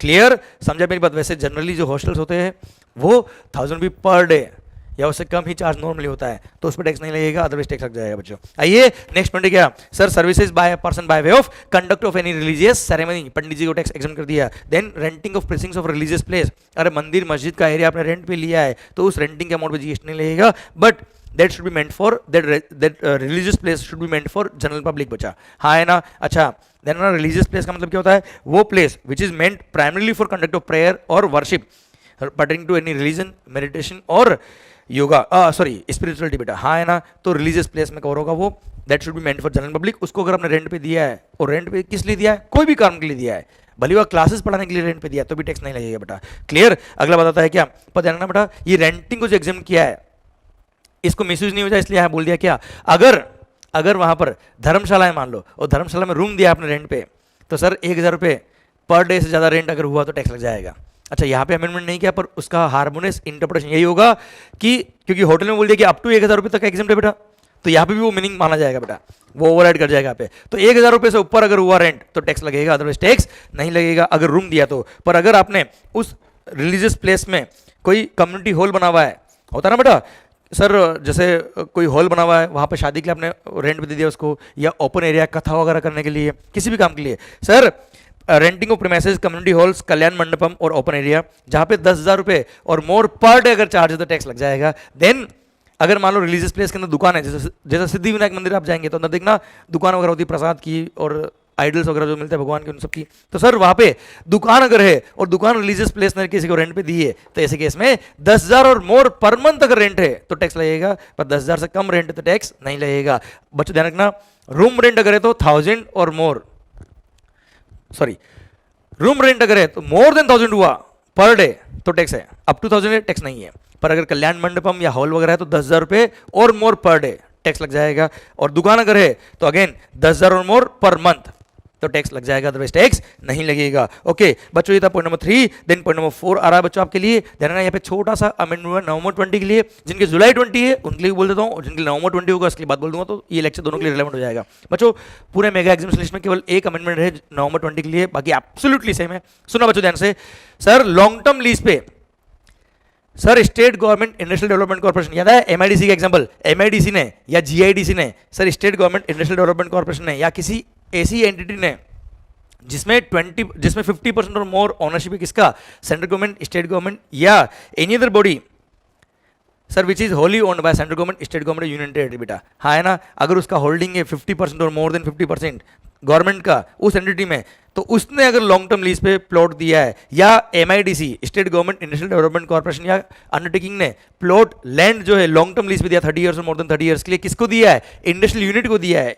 क्लियर। या फिर sir infrastructure for development of financial business के लिए अगर लॉन्ग टर्म लीज पे दिया है, तो अपफ्रंट अमाउंट जो है जिसको सलामी, प्राइस, कॉस्ट, डेवलपमेंट चार्ज कुछ भी बोल दो बेटा, तो उस चार्ज पे जीएसटी नहीं लगेगा। I repeat, upfront amount which is called as सलामी, कॉस्ट, डेवलपमेंट चार्ज, प्राइस या वट एवर नेम कॉल्ड, वो जो अपफ्रंट अमाउंट है उस अपफ्रंट अमाउंट पे टैक्स नहीं लगेगा। अगर लॉन्ग टर्म लीज पे प्लॉट दिया है, किसने दिया है, state government industrial development corporation या अंडरटेकिंग ने, या ऐसी किसी एंटिटी ने लिया जिसमें 50% और मोर स्टेक है किसका, ओनरशिप है किसका, central government, state government, union territory या any other entity which is wholly owned by government बेटा। हाँ है ना, तो उसने अगर इंडस्ट्रियल यूनिट को या किसी भी पर्सन को फॉर डेवलपमेंट ऑफ इंडस्ट्रीज या डेवलपमेंट ऑफ फाइनेंशियल बिजनेस के लिए लॉन्ग टर्म लीज पे प्लॉट दिया तो अपफ्रंट अमाउंट पे टैक्स नहीं लगेगा। और हाँ बच्चों ध्यान रखना, अमेंडमेंट ये हुआ नवंबर 20 के लिए कि 50% ओनरशिप की जगह 20% कर दिया बेटा, कि सर अगर किसी एंटिटी ने जो लॉन्ग टर्म लीज पे प्लॉट दिया है वो या तो एमआईडीसी है बेटा, state government industrial development corporation है, या फिर कोई भी एंटिटी जिसमें 20% और मोर देन 20% होल्डिंग है किसका, ओनरशिप है किसका, गवर्नमेंट का, तो रेंट पे टैक्स नहीं लगेगा। जुलाई 20 के लिए 50% है, नवंबर 20 के लिए 20% ओनरशिप हो गया बच्चों। ओके, प्लस एक कंडीशन और ऐड हो गई है जो जुलाई 20 के लिए एप्लीकेबल नहीं है पर नवंबर 20 के लिए एप्लीकेबल है, पर वो कंडीशन है क्लेरिफिकेशन नेचर की कंडीशन है। अब कंडीशन क्या बेटा, कंडीशन यहाँ पे लिख दी कि ये एग्जीबिशन तभी मिलेगा अगर जिस पर्पज के लिए हमने प्लॉट आपको दिया है उस पर्पज के लिए आपने यूज किया है, प्लस स्टेट गवर्नमेंट कंसर्न होगी वो इसको मॉनिटर करेगी, देखेगी कि सही यूज कर रहे कि नहीं कर रहे। और हाँ, आपने अगर इसको जिस पर्पज के लिए आपको दिया है, जो ये इंडस्ट्रियल यूज है या फाइनेंशियल बिजनेस को डेवलप करने के लिए दिया है, उस पर्पज के अलावा किसी और पर्पज के लिए यूज किया है, तो हमसे टैक्स जो एग्जीबिशन दिया था वो tax plus interest plus penalty हम आपसे रिकवरी करेंगे। प्लस अगर आपने ये जो प्लॉट लीज पे लिया है इसने आपने अगर किसी और को आगे सब लीज पे दे दिया या किसी को बेच दिया आपने, तो ऐसे केस में आपके एग्रीमेंट में ये टर्म्स और कंडीशन में एक कंडीशन होनी चाहिए कि ये जो प्लॉट का हमने लॉन्ग टर्म लीज लिया है इस पे टैक्स एग्जाम था क्योंकि हमने इस पर्पस के लिए लिया था, और इस पर्पस के अलावा किसी और यूज में अगर यूज लिया तो टैक्स पे करना पड़ेगा विद इंटरेस्ट। ये आपके एग्रीमेंट में लिखा होना चाहिए जब आप बेचोगे इसको या सब लीज पे दोगे तब। प्लस जो ओरिजिनल लेसर है, लेजी है या जिसको ट्रांसफर किया वो सब जॉइंटली एंड सेवरली लायबल होंगे अगर आपने कंडीशन ब्रीच करी तो बेटा ये कंडीशंस ऐड होगी नवंबर 20 के लिए। क्लियर, समझे मेरी बात? वैसे कोई खास बात नहीं है, ये जुलाई 20 के लिए कंडीशन नहीं थी बेटा। माहौल सरकार, इसके बाद पॉइंट नंबर 5 से लेकर पॉइंट नंबर 10 तक जो मैंने बुक में दे रखे आपको, ये सारे वो एग्रीकल्चर रिलेटेड जो पॉइंट थे, वेयर हाउसिंग वाले, renting of land for agriculture purpose वगैरह, ये सब मैंने यहाँ पे रिपीट किए सो दैट सारे रेंटिंग वाले पॉइंट एक जगह आ जाए। आइए अगला इंडस्ट्री, अगला पॉइंट पढ़ रहे हैं। अगला क्लबिंग जो मैंने किया है, सारी गवर्नमेंट रिलेटेड सर्विसेज, दिल थाम के सुनिएगा, गवर्नमेंट रिलेटेड सर्विस आ रही बेटा। All the services, all the services provided by the central government, state government, union territory या local authority are exempt from GST except following for। 4 case में tax लगेगा। First क्या है, services by department of post by way of speed post, express parcel post, life insurance और agency services to any person other than central government, state government और union territory या local authority नहीं लिखा बेटा। Okay sir, second point होता है क्या, transport of goods और passengers, then service in relation to vessel या aircraft whether with in the precincts of the port और एयरपोर्ट या आउटसाइड द पोर्ट या एयरपोर्ट। और हाँ, इन 3 सर्विसेज को गवर्नमेंट ने किसको भी दिया है टैक्स लगेगा, पर इन 3 के अलावा कोई भी सर्विस दी है, किसी को भी दी है तो टैक्स एग्जेम्प्ट। पर इन 3 के अलावा कोई भी सर्विस गवर्नमेंट ने दी किसको, बिजनेस एंटिटी को, तो टैक्स लग जाएगा। और खास बात वो भी रिवर्स चार्ज मैकेनिज्म लगेगा, और रेसिपिएंट जो बिजनेस एंटिटी वो लायबल होगा टैक्स पे करने के लिए under RCM to the government directly except one service, renting of immovable property. और renting of immovable property by government to business entity tax तो लगेगा पर वहां फॉरवर्ड चार्ज मैकेनिज्म लग जाएगा अगर बिजनेस एंटिटी रजिस्टर्ड नहीं है। तो अगर बिजनेस एंटिटी जीएसटी में रजिस्टर्ड है तो ऐसे केस में रिवर्स चार्ज में रेंटिंग पे भी कौन टैक्स पे करेगा, बिजनेस एंटिटी टैक्स पे करेगा बेटा, हाँ है ना। और अगर बिजनेस एंटिटी रजिस्टर्ड नहीं है तो रेंटिंग ऑफ इमूवेबल प्रॉपर्टी पे फॉरवर्ड चार्ज गवर्नमेंट टैक्स पे करेगा। पर हाँ, रेंटिंग ऑफ इमूवेबल प्रॉपर्टी के अलावा और ऊपर जो 3 सर्विस, इन 3 के अलावा कोई भी सर्विस गवर्नमेंट ने बिजनेस एंटिटी को दी है तो वहां टैक्स लगता है, रिवर्स चार्ज लगता है, भले बिजनेस एंटिटी रजिस्टर्ड हो या नहीं हो टैक्स लगेगा, रिवर्स चार्ज पे करना पड़ेगा बेटा। क्लियर। पर अगर बिजनेस एंटिटी रजिस्टर्ड नहीं है तो उसको बेचारे को जीएसटी में रजिस्ट्रेशन कराना पड़ जाएगा, टैक्स पे करना पड़ जाएगा। इसलिए बोल दिया अगर किसी, नेक्स्ट पॉइंट में इसलिए बोल दिया क्या, अगर किसी बिजनेस एंटिटी का प्रीवियस फाइनेंशियल में एग्रीगेट टर्नओवर 20 लाख या कुछ स्टेट में 10 लाख या कुछ केस में 40 लाख आता है ओनली गुड्स, मतलब उतने टर्नओवर से कम है जिसकी वजह से उसको रजिस्ट्रेशन की लायबिलिटी आती है बेटा, हाँ है ना। तो सर 10, 20 या 40 लाख की कम है तो ऐसे केस में उस बिजनेस एंटिटी को करंट फाइनेंशियल में गवर्नमेंट ने कोई भी सर्विस दी है तो वो एग्जम्प्ट रहेगी। पर हाँ, ऑब्वियस सी बात है, ऊपर वाली 3 सर्विस कौन सी, पोस्ट वाली सर्विसेज, वेसल एयरक्राफ्ट वाली या ट्रांसपोर्ट वाली या renting of immovable property service, ये टैक्स वाली रहेगी बेटा। मतलब जहां रिवर्स चार्ज था उसको एग्जाम कर दिया अगर बिजनेस एंटिटी का टर्नओवर प्रीवियस ईयर में थ्रेशोल्ड लिमिट फॉर रजिस्ट्रेशन से कम था तो बेटा। क्लियर। प्लस अगर थ्रेशोल्ड लिमिट से ज्यादा था टर्नओवर बिजनेस एंटिटी का प्रीवियस फाइनेंशियल में तो ऐसे केस में गवर्नमेंट ने करंट ईयर में कोई भी सर्विस दी है तो टैक्स लग जाएगा। पर अगर पर transaction amount, transaction value is up to ₹5,000 तो टैक्स नहीं लगेगा। पर ट्रांजेक्शन बोल रहा हूं मैं, कितना बेटा, 5,000 रुपए तक का है तो टैक्स नहीं लगता है। और अगर कंटिन्यूस सप्लाई ऑफ सर्विस है तो ऐसे केस में पर एनम देखना 5,000 है या नहीं है। पर हाँ, ये 5,000 की लिमिट ऊपर वाली 3 सर्विस पर अप्लाई हुई थी। ऊपर वाली 3 सर्विस कौन सी, वो पोस्ट वाली, वेसल एयरक्राफ्ट वाली या ट्रांसपोर्ट वाली बेटा। Clear, done. Then central government, state government या यूनियन टेरिटरी या लोकल अथॉरिटी ने, central government, state government, union territory या लोकल अथॉरिटी को ही सर्विस दी तो टैक्स नहीं लगेगा। अगेन ये वाला पॉइंट ऊपर वाले 3 पॉइंट पर अप्लाई नहीं होता है। क्लियर। देन आता है क्या सर, पासपोर्ट, वीजा, अरे ड्राइविंग लाइसेंस, बर्थ सर्टिफिकेट और डेथ सर्टिफिकेट अगर गवर्नमेंट ने बनाया है, क्लियर, उसके लिए कोई चार्ज लिया बिजनेस एंटिटी से तो टैक्स नहीं लगेगा। देखो ये सारे पॉइंट जो मैं बोल रहा हूँ ये बिजनेस एंटिटी के लिए ही बेटा, क्योंकि बिजनेस एंटिटी के अलावा किसी और से चार्ज लिया है तो वैसे भी एग्जम्प्ट है बेटा। क्योंकि बिजनेस एंटिटी के अलावा किसी और पर्सन से अगर चार्ज लिया तो केवल 3 सर्विस ही टैक्सेबल है, बाकी सब तो वैसे भी एग्जम्प्ट बेटा। आइए नेक्स्ट क्या, services by central government, state government, union territory और local authority by way of registration required under any law. किसी रजिस्ट्रेशन फी चार्ज करी है या कोई भी टेस्टिंग किया है, कैलिब्रेशन, सेफ्टी चेक, सर्टिफिकेशन किया है और उसके कुछ चार्ज लिया तो टैक्स नहीं लगेगा। देन FSSAI ने जो चार्ज लिए, food safety and security food safety and standards authority of India ने जो भी चार्ज लिया है फूड बिजनेस ऑर्गेनाइजेशन से, ऑपरेटर से, तो टैक्स नहीं लगेगा। देन ESIC का कोई पेमेंट आपने किया है तो टैक्स नहीं लगता है। PF का अमाउंट कंट्रीब्यूट किया, टैक्स नहीं लगेगा। सेबी ने कोई भी अमाउंट चार्ज किया, टैक्स नहीं लगेगा। Coal mines provident fund organisation ने जो भी आपसे कंट्रीब्यूशन लिया, टैक्स नहीं लगेगा। देन नेशनल पेंशन सिस्टम को आपने कोई अमाउंट कंट्रीब्यूट किया है, टैक्स नहीं लगेगा। IRDA ने इंश्योरेंस से जो भी चार्ज लिया है उस पर टैक्स नहीं लगेगा। Then national centre for cold chain development authority ने कोल्ड स्टोरेज वालों से चार्जेस लिए, उस पर टैक्स नहीं लगेगा। राइट टू इन्फॉर्मेशन के थ्रू आपने कोई इन्फॉर्मेशन मंगाई है, उसके लिए कोई चार्ज लिया, टैक्स नहीं लगेगा। सर आर्टिकल नंबर 243W या आर्टिकल नंबर 243G में जो काम कवर है वो अगर central government, state government, union territory या लोकल अथॉरिटी ने परफॉर्म किया तो वैसे भी वो supply section number 7 subsection 2 clause number B में कवर होकर बोलता है क्या, these are neither supply of goods no supply of service. वो तो GST के स्कोप में वैसे भी नहीं आता, सप्लाई में नहीं आता है। पर अगर यही काम गवर्नमेंटल अथॉरिटी ने किया है, गवर्नमेंटल अथॉरिटी ने किया है तो ऐसे केस में उस पर टैक्स लग जाएगा बच्चों। हाँ है ना, जिसमें 90% और मोर स्टेक होता है गवर्नमेंट का बेटा, हाँ है ना, क्लियर। वो बॉडी कहलाती है क्या, गवर्नमेंटल अथॉरिटी, जो बनाई गई किसके लिए, आर्टिकल नंबर 243W या 243G के काम करने के लिए बेटा। अब सुनो बेटा, गवर्नमेंटल अथॉरिटी ने ऐसा कोई काम किया जो आर्टिकल नंबर 243W जो म्यूनसिपैलिटी वाले काम है या आर्टिकल नंबर 243G जो पंचायती काम है, ये काम किया तो उसके चार्ज पे GST नहीं लगेगा, क्लियर। और सुनना बच्चों ध्यान से, यही काम, अब सुनना एक पॉइंट आ गया, मैं यही कनेक्ट कर रहा हूं। अब मान लो साफ सफाई का काम था बेटा, मुंबई को साफ करना है, उसका कॉन्ट्रैक्ट सेंट्रल गवर्नमेंट ने लिया और सेंट्रल गवर्नमेंट ने वो काम मेरे को दे दिया बेटा, तो मैंने सर्विसेज दी किसको, सेंट्रल गवर्नमेंट को। तो सर्विसेज ऐसा कोई काम जो कवर है किसमें, आर्टिकल नंबर 243W या 243G में कवर है, वो काम किसी भी पर्सन ने किया, किसके लिए, central government, state government, union territory, local authority या गवर्नमेंटल अथॉरिटी या गवर्नमेंट एंटिटी के लिए काम किया है। तो प्योर लेबर का अगर है तो एग्जेम्प्ट है, और विथ मटेरियल अगर है तो इसके अंदर मटेरियल का portion should not exceed 25% of the total amount of the contract. तो ऐसे केस में अगेन सर उस कॉन्ट्रैक्ट पे भी GST नहीं लगेगा। प्योर लेबर पूरा एग्जेम्प्ट है, विथ मटेरियल अगर तो 25% तक अमाउंट, मटेरियल से ज़्यादा, मटेरियल का amount 25% of the total value of contract से एक्सीड नहीं करना चाहिए, तो एग्जेम्प्ट, अदरवाइज टैक्सेबल हो जाएगा बच्चों, क्लियर। देन आता है पॉइंट क्या, गवर्नमेंट एंटिटी ने, किसने बेटा, गवर्नमेंट एंटिटी ने कोई भी काम करने के लिए, कोई भी काम करने के लिए कोई भी फी चार्ज किया है, गवर्नमेंट ने गवर्नमेंट एंटिटी अपॉइंट करी है, किसके लिए, अपने किसी फंक्शन को काम पूरा करने के लिए, और अपने काम के लिए गवर्नमेंट एंटिटी ने अपनी ही एक बॉडी बनाई बेटा, गवर्नमेंट ने अपनी एक बॉडी बनाई जिसमें 90% और मोर स्टेक गवर्नमेंट का है बेटा, क्लियर। और उसी ने गवर्नमेंट से फीस चार्ज की इन द फॉर्म ऑफ ग्रांट, तो ऐसे केस में अगेन टैक्स नहीं लगेगा बेटा। तो services by government entity to central government, state government, union territory या लोकल अथॉरिटी या any other person which are authorised by government, clear, against consideration in the form of grant,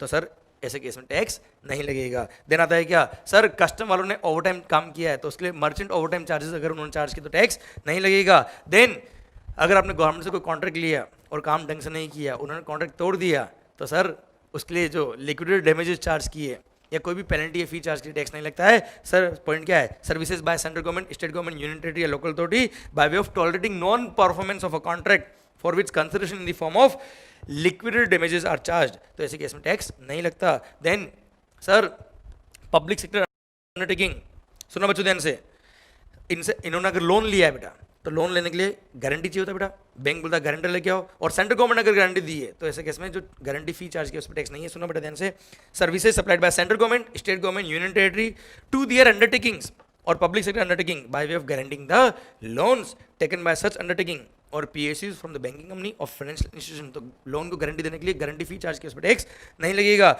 then sir individual farmer को right to use agriculture farm दिया है, right to use agriculture दिया है, हाँ है ना बच्चों, right to use natural resource दिया है, तो ऐसे केस में टैक्स नहीं लगेगा, इंडिविजुअल फार्मर बेटा ध्यान रखना। Then sir old age home 25,000 रुपये वाला, वो पॉइंट रिपीट किया मैंने यहाँ पे वापस से। देन सर 1 अप्रैल 2016 से पहले, 1 अप्रैल 2016 से पहले किसी को right to use natural resource assign हो गए थे और उसका वन टाइम अपफ्रंट चार्ज उस टाइम का पेंडिंग था जो अब जाके पे कर रहा है, वो भले पेबल इन वन इंस्टॉलमेंट था या पीरियडिकली पे करना था, तो अपफ्रंट अमाउंट जो था वन टाइम रॉयल्टी जिसको बोलते हैं बेटा, 1 अप्रैल 2016 से पहले जिसको right to use natural resource assign हो गए थे उसको, तो वो अब जाके पे करा, तो it will remain exempt. Same way telecom company right to operate as a telecom operator या सर रेडियो फ्रीक्वेंसी जो वो यूज़ कर रहे हैं, रेडियो फ्रीक्वेंसी स्पेक्ट्रम जो यूज़ कर रहे हैं 2G 3G 4G, हाँ है ना बेटा, उसके लिए जो गवर्नमेंट को चार्ज किया है, गवर्नमेंट को चार्ज दिया है इन्होंने, उस फीस पे टैक्स लगता है। पर 1 अप्रैल 2016 से पहले, 1 अप्रैल 2016 से पहले का अगर कोई चार्जेस इस तरह का बाकी था टेलीकॉम कंपनी का, उन्होंने अब जाके गवर्नमेंट को पेमेंट किया तो उस पर tax it will remain exam, की 1 अप्रैल 16 से पहले ये एग्जाम था वैसे भी। ओके, देन आ रहा ERCC, excess royalty collection contractor. बच्चों क्या होता है ये? सर मान लो किसी पर्टिकुलर एरिया का, सर जितने भी माइन होल्डर्स है उनसे रॉयल्टी कलेक्शन करने का कॉन्ट्रैक्ट मैंने ले लिया गवर्नमेंट से, और गवर्नमेंट को बोल दिया मैं आपको मिनिमम डेड रेंट 1 करोड़ रुपये पर एनम दे दूंगा। अब सुनना बच्चों ध्यान से, जो मैं रेंट कलेक्ट करूंगा, मतलब मैं जो रॉयल्टी कलेक्ट करूंगा माइन होल्डर से, उन रॉयल्टी के अमाउंट पर ऑलरेडी रिवर्स चार्ज मैकेनिज्म में उन माइन होल्डर ने टैक्स पे कर दिया होगा गवर्नमेंट को, तो जितने पोर्शन पे, जितनी वैल्यू पे वो टैक्स ऑलरेडी पे कर चुके हैं, उतनी वैल्यू पे ERCC के हैंड पर टैक्स नहीं लगेगा। जैसे 1 करोड़ का डेड रेंट था और 70 लाख रुपये मैंने उनसे रॉयल्टी कलेक्ट कर पाया, तो 30 लाख रुपए मेरे को अपनी जेब से पे करने पड़ेंगे। तो 70 लाख जो माइन होल्डर ने रॉयल्टी पे किया, उन पर रिवर्स चार्ज में उन्होंने टैक्स वैसे भी पे कर दिया होगा, तो रिमेनिंग 30 लाख जो है उसी मुझे टैक्स पे करना है। सेकंड, अगर मान लो मैंने डेड रेंट जो था वो 1 करोड़ था और मैंने जो रॉयल्टी कलेक्ट किया वो 1 करोड़ 50 लाख कलेक्ट कर लिया, तो गवर्नमेंट को तो मेरे को 1 करोड़ पे करना है, पर वो ऑलरेडी वो लोग रिवर्स चार्ज मैकेनिज्म में 1 करोड़ 50 लाख पे GST ऑलरेडी गवर्नमेंट को रिवर्स चार्ज में पे कर चुके हैं। तो सिंस 1 करोड़ जो रॉयल्टी मैं गवर्नमेंट को दे रहा हूँ और उसमें पूरे 1 करोड़ छोड़ो 1.5 करोड़ पे गवर्नमेंट को GST ऑलरेडी मिल गया है, तो मुझे कोई GST पे करने की जरूरत नहीं है। तो कुल मिला के जो डेड रेंट होता है बेटा, फॉर एग्जांपल 1 करोड़, सर उस पर गवर्नमेंट को GST मिलना चाहिए। अब इस 1 करोड़ में से जितने अमाउंट पे माइन होल्डर ने GST पे कर दिया रिवर्स चार्ज में, उतने पोर्शन में मेरे पे टैक्स एग्जम्प्ट हो जाएगा। अगर उन्होंने 1.5 करोड़ मैंने रॉयल्टी कलेक्ट किया, 1.5 करोड़ पे कर दिया रॉयल्टी पे GST ऑलरेडी, तो 1 करोड़ पे GST पे करने की जरूरत बिल्कुल भी नहीं मेरे को। और अगर उन्होंने 70 लाख की रॉयल्टी कलेक्ट किया था मैंने उनसे और 70 लाख पे टैक्स पे किया उन्होंने गवर्नमेंट को, तो रिमेनिंग 30 लाख पे मुझे GST पे करना पड़ेगा बेटा। Clear, done. आइए पॉइंट नंबर 27 मैं रिपीट कर दिया वापस से पॉइंट यहाँ पे बेटा, याद है MIDC का मैंने एग्जाम्पल दिया। Sir long term lease 30 years और more than 30 years, sir state government industrial development corporation या ऐसी कोई अंडरटेकिंग जिसमें 50%, ऐसी कोई एंटिटी जिसमें 50% और मोर स्टेक है गवर्नमेंट का, नॉर्मल अटेम्प्ट तो 20%, सेम पॉइंट रिपीट किया बेटा। सर आइए पॉइंट नंबर 28, सर ट्रांसमिशन और distribution of electricity bye N electricity transmission और डिस्ट्रीब्यूशन यूटिलिटी तो एग्जाम्प्ट है बेटा।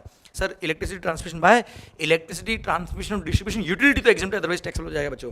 क्लियर, कोई प्राइवेट है जैसे सर जनरेटर हो गया बेटा, जनरेटर के थ्रू मैं लाइट सप्लाई कर रहा हूँ, याद है मेरा मॉल का एग्जाम्पल, अरे इन्फिनिटी मॉल मलाड।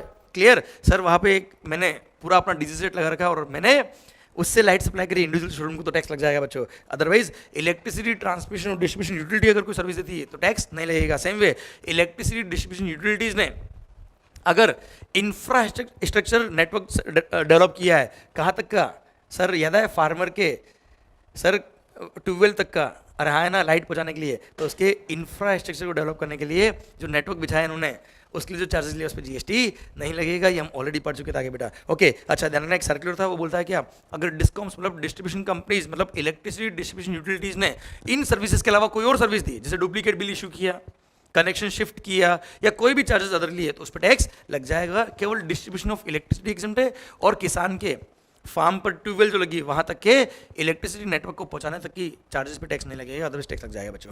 क्लियर, देना था क्या, services bye diplomatic mission located in India, foreign diplomatic mission, अरे वीजा प्रोसेस किया, चार्जेस लिए टैक्स नहीं लगेगा। देन सर देना बेटा, सर कुमाऊं मंडल विकास निगम लिमिटेड और कमिटी और स्टेट कमेटी अंडर द हज कमेटी एक्ट ने रिलीजियस पिलग्रिमेज कराया, और रिलीजियस पिलग्रिमेज के लिए जो चार्जेस लिए उस पर GST नहीं लगेगा। किसी और के थ्रू अगर आप 4 धाम की यात्रा पे गए, रिलीजियस पिलग्रिमेज गए, किसी प्राइवेट टूर ऑपरेटर के थ्रू चले गए, टैक्स लग जाएगा बच्चों। कौन है, कुमाऊं मंडल विकास निगम लिमिटेड या कमेटी और स्टेट कमेटी अंडर हज कमेटी एक्ट, उनके थ्रू रिलीजियस पिलग्रिमेज करने का तो टैक्स नहीं लगेगा, अदरवाइज टैक्स लग जाएगा। सर पॉइंट नंबर 32 33 में ऑलरेडी पढ़ा चुका हूँ बेटा, जो आर्टिकल नंबर 243W या 243G वाले काम थे बेटा। सर देने पॉइंट नंबर 34, अच्छा इसमें पॉइंट नंबर 33 में एक सर्कुलर दे रखा है, वो बोलता है क्या, एम्बुलेंस सर्विसेज। अब सर क्या हुआ, गवर्नमेंट का एक प्रोजेक्ट था बेटा नेशनल हेल्थ मिशन, उसके थ्रू गवर्नमेंट ने बोला कि साहब फ्री एम्बुलेंस सेवा देंगे अगर किसी का एक्सीडेंट हो गया तो।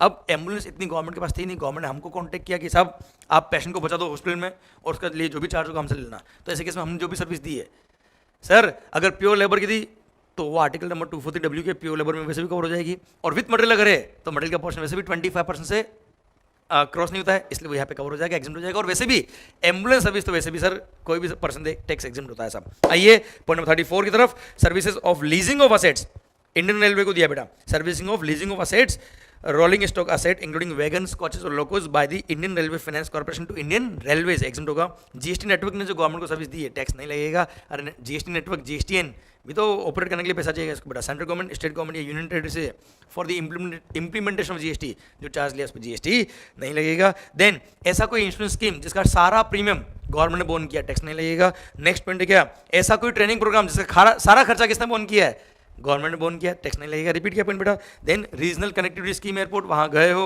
या वहाँ से आए हो तो गवर्नमेंट के पोर्शन पे फ्लाइट टिकट पे टैक्स नहीं लगता बेटा, ये बात हमने ऑलरेडी कर ली है। देन फेयर प्राइस शॉप, याद है राशन की दुकान, वर्ल्ड कप, नायक मूवी, तो फेयर प्राइस शॉप ने सेंट्रल गवर्नमेंट या स्टेट गवर्नमेंट या यूनियन टेरिटरी से जो भी कमीशन या मार्जिन चार्ज किया है अपना, उस पर टैक्स नहीं लगता है। देन स्टेप या टीबीआई स्टेप और bio incubator, any service provided by TBI STEP और bio incubator are exempt from GST. याद है एग्जाम्पल मेरा आईआईटी मुंबई पवई, अरे हाँ है ना सर, माहौल उस दिन क्या शानदार मजा आया था आपको पढ़ते वक्त, हाँ है ना sir. Any service provided by TBI STEP और bio incubator are exempt from GST. अब ये तो हो गया इंक्यूबेटर, इसके अंदर जो सर R&D कर रहा है, रिसर्च और डेवलपमेंट कर रहा है, जिसको बोलते हैं इंक्यूबेटर, जिसको बोलते हैं इंक्यूबेटी ने सर्विसेज दी है, वो भी एग्जाम्प्ट है। पर उसके लिए कंडीशन क्या है, प्रीवियस फाइनेंशियल में उस इंक्यूबेटी का टर्नओवर 50 लेके उससे कम होना चाहिए तो एग्जाम्प्शन मिलेगा। पर करंट में एग्जाम्प्शन मिलेगा वो भी फर्स्ट 50 लेके सर्विसेज के लिए ही मिलेगा, और उससे ऊपर जाएगी तो उस पर टैक्स लग जाएगा। और ये एग्जाम्प्शन फर्स्ट 3 साल के लिए ही है, जब से उसने एग्रीमेंट एंटर किया है उसके फर्स्ट 3 साल तक एग्जाम्प्शन मिलेगा, उसके बाद टैक्स लगना चालू हो जाएगा बेटा। ये किसके लिए, इंक्यूबेटी के लिए बेटा। माहौल सरकार पॉइंट नंबर 43 रिपीट किया बेटा, पॉइंट नंबर 43 वो याद है, renting of motor vehicle, hiring of means of vehicle, clear किसको दिया है, अरे स्टेट गवर्नमेंट अंडरटेकिंग को दिया बेटा, स्टेट ट्रांसपोर्ट अंडरटेकिंग को दिया है, क्लियर लोकल अथॉरिटी को इलेक्ट्रिकली ऑपरेटेड व्हीकल दिए जिसमें मोर देन 12 पैसेंजर, रिपीट किया पॉइंट आपके लिए। ओके सरकार ध्यान रखना बेटा।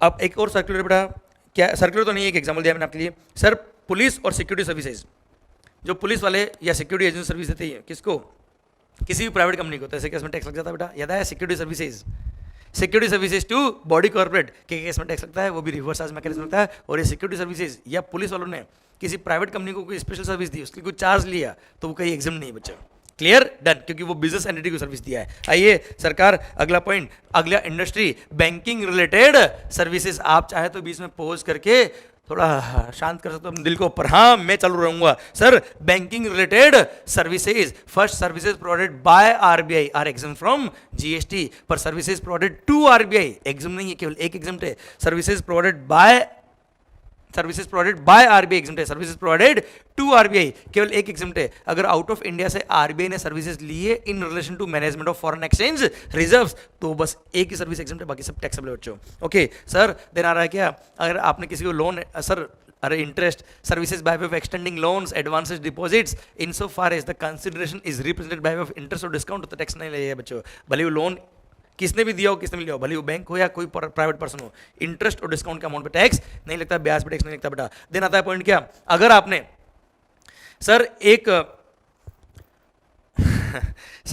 एक बैंक या मनी चेंजर ने दूसरे बैंक या मनी चेंजर को, ऑथराइज मनी चेंजर या ऑथराइज बैंक को फॉरेन एक्सचेंज कन्वर्जन की सर्विसेज दी है, तो उसके फॉरेन एक्सचेंज कन्वर्जन के चार्ज पे टैक्स नहीं लगता। ध्यान रखना, inter bank foreign currency conversion amongst banks or authorized dealers of foreign currency or amongst banks and such dealers are exempt from GST, clear. अच्छा ध्यान रखना बच्चों, क्रेडिट कार्ड का पेमेंट करने में अगर आप लेट हो गए, उसके लिए अगर इंटरेस्ट चार्ज हुआ तो उसके लिए अलग से कहा है क्या, क्रेडिट कार्ड का इंटरेस्ट हम नॉर्मल इंटरेस्ट नहीं मानते, हम सर्विस चार्ज मानते हैं, हम टैक्स लगाएंगे। ध्यान रखना बेटा बात। सेकंड बात, अगर सर जैसे कोई short term money market instrument, याद है बेटा, अरे CD, commercial papers, certificate of deposits, ये short term money market instruments are like promissory note, these are covered in the scope of money, और pure transaction money is not supply, और उसके लिए interest charge हो तो interest पे वैसे भी जीएसटी नहीं लगता बेटा, clear. Then sale of securities are neither supply of goods not supply of services, forward contract future contract कोई जीएसटी नहीं लगता है। अच्छा repo transaction, reverse repo transaction,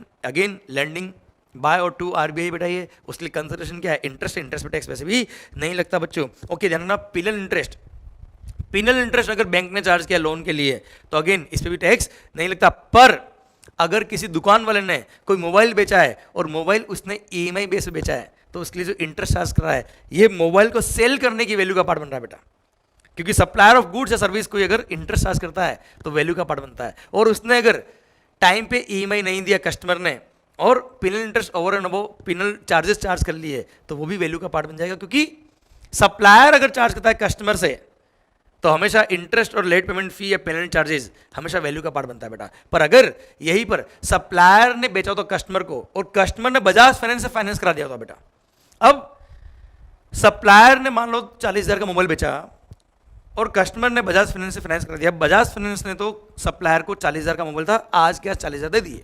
अब बजाज फाइनेंस ने क्या किया है, लोन दिया है कस्टमर को 40,000 का बेटा।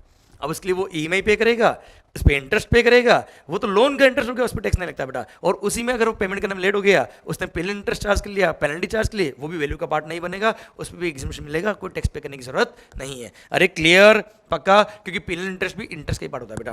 क्लियर माहौल, ये सर्कुलर था, ये भी मैंने कवर कर लिया बेटा आपके लिए। देन प्रधानमंत्री जनधन योजना के थ्रू अगर आपने basic saving bank deposit account खुलवाया है तो ऐसे केस में सर बैंकिंग कंपनी ने जो basic saving bank deposit account से कोई भी चार्जेस अगर लिए अकाउंट होल्डर से तो उस चार्ज पे टैक्स नहीं लगता। देन मर्चेंट बैंकिंग सर्विसेज, बच्चों अगर आपने कभी कार्ड से पेमेंट किया है, कार्ड स्वैप किया, तो ऐसे केस में जो बैंक चार्ज देता है एक्वायरिंग बैंक, तो ऐसे केस में एक्वायरिंग बैंक के चार्जेस पे जीएसटी लगता है। पर अगर आपने जो कार्ड को स्वैप करने का जो अमाउंट पे किया है, जो चार्जेस पे किए, सॉरी आपने शॉपिंग जो किया है, जो स्वैप किया आपने, शॉपिंग का अमाउंट, ट्रांजेक्शन का amount is up to ₹2,000 per transaction, तो सर उसके लिए जो बैंकिंग कंपनी ने सर मर्चेंट बैंकिंग चार्ज किए होंगे अकाउंट को सेटलमेंट करने के लिए, उस चार्ज पे जीएसटी नहीं लगेगा। जैसे फॉर एग्जांपल के लिए आपने मान लो लाइफ स्टाइल से कोई शॉपिंग किया और सर मैंने शॉपिंग किया, मान लो मेरे पास कार्ड था किसका, आईसीआईसी बैंक का, और उसके पास जो मशीन थी मेरा पोर्श वो था एचडीएफसी बैंक का, मैंने कार्ड स्वैप किया और 2,000 तक का शॉपिंग था मेरा बेटा, तो सर क्या होता है, एक्वायरिंग बैंक हो गया एचडीएफसी बैंक, जो सप्लायर जो लाइफस्टाइल का बैंक था एचडीएफसी जिसकी मशीन थी बेटा, मेरे पास कार्ड था किसका, आईसीआईसी बैंक का। एचडीएफसी बैंक क्या करेगा, आईसीआईसी बैंक से 2,000 रुपये लेके एचडीएफसी बैंक अपने अकाउंट में ट्रांसफर करेगा और वहां से फिर वो लाइफस्टाइल के अकाउंट में ट्रांसफर करेगा बेटा, तो ये है एक्वायरिंग बैंक। तो उसने 2,000 रुपये ट्रांसफर करने के लिए जो चार्जेस लिए होंगे उस चार्ज पे जीएसटी नहीं लगेगा। अगर ट्रांजेक्शन का अमाउंट इज अप टू ₹2,000 तो उसने चार्ज लिया होगा 1% मान लो, तो सर 2,000 रुपये तक का ट्रांजेक्शन 20 रुपये चार्ज लिया, उस पर टैक्स नहीं लगता बेटा।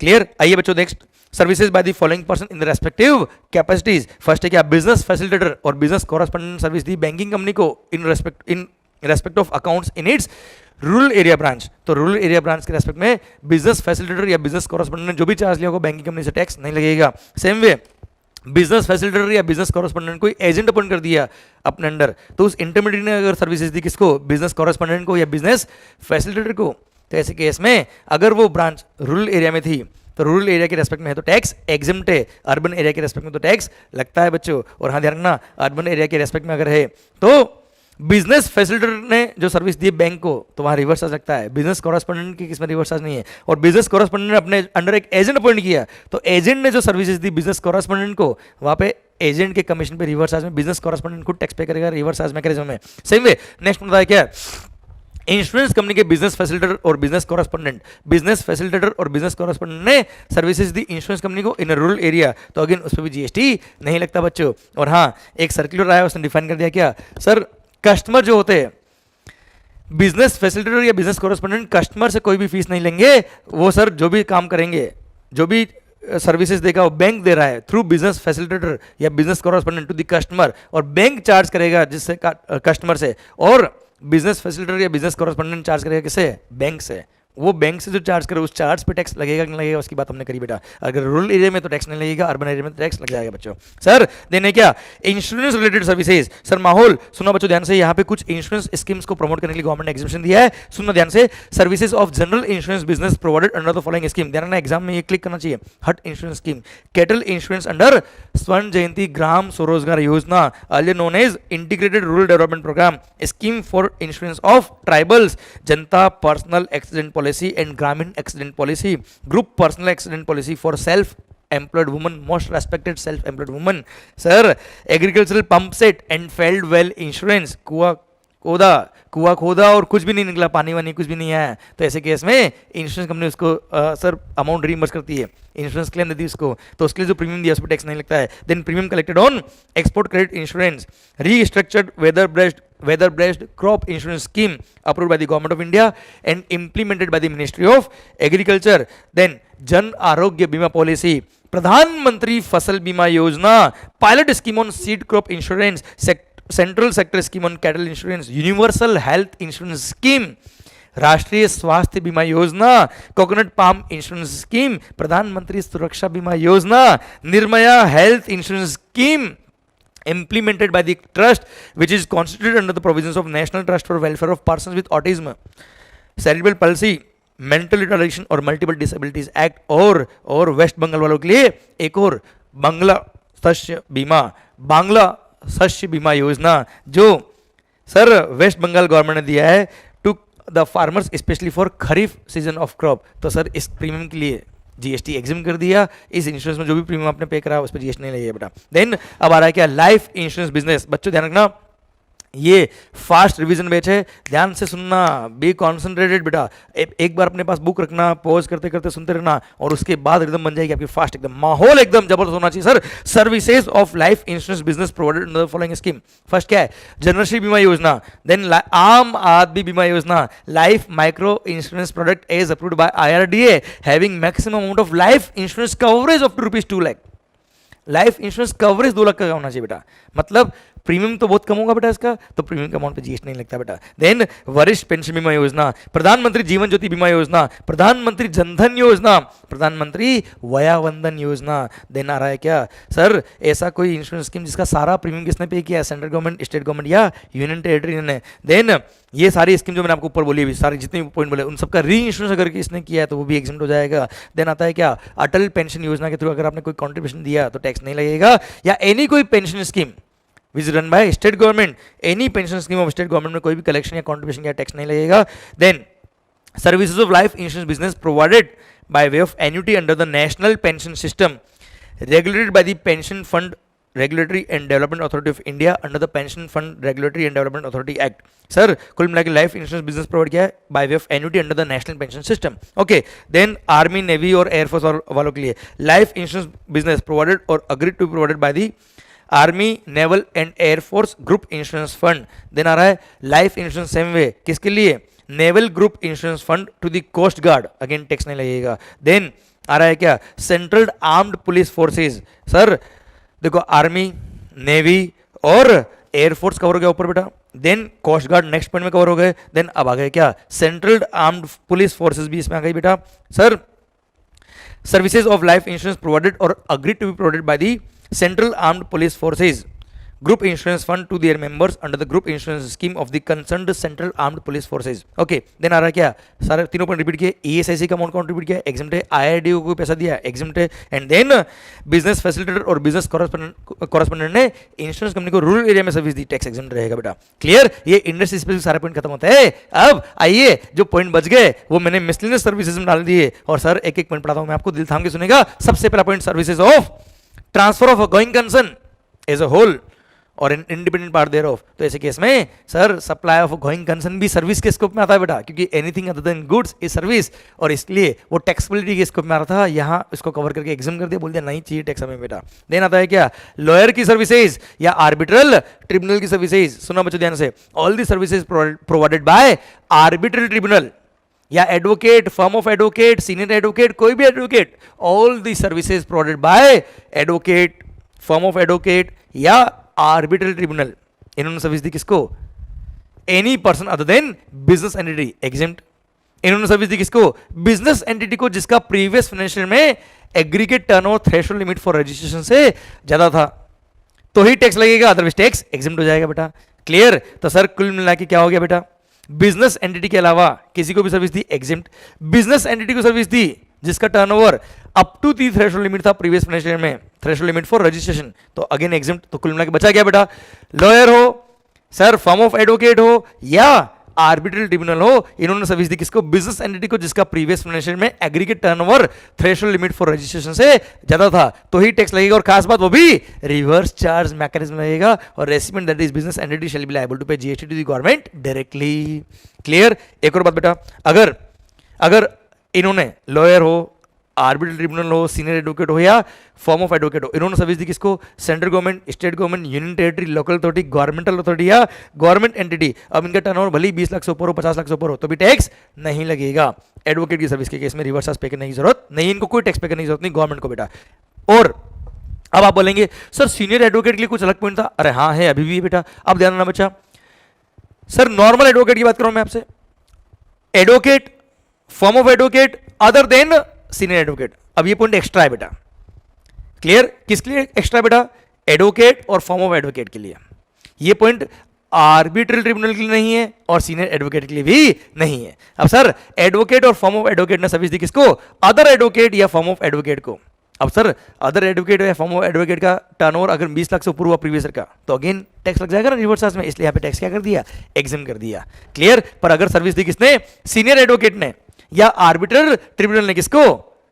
किसी लॉयर को या फॉर्म ऑफ एडवोकेट को ही, तो टैक्स लग जाएगा बच्चों यहाँ पे।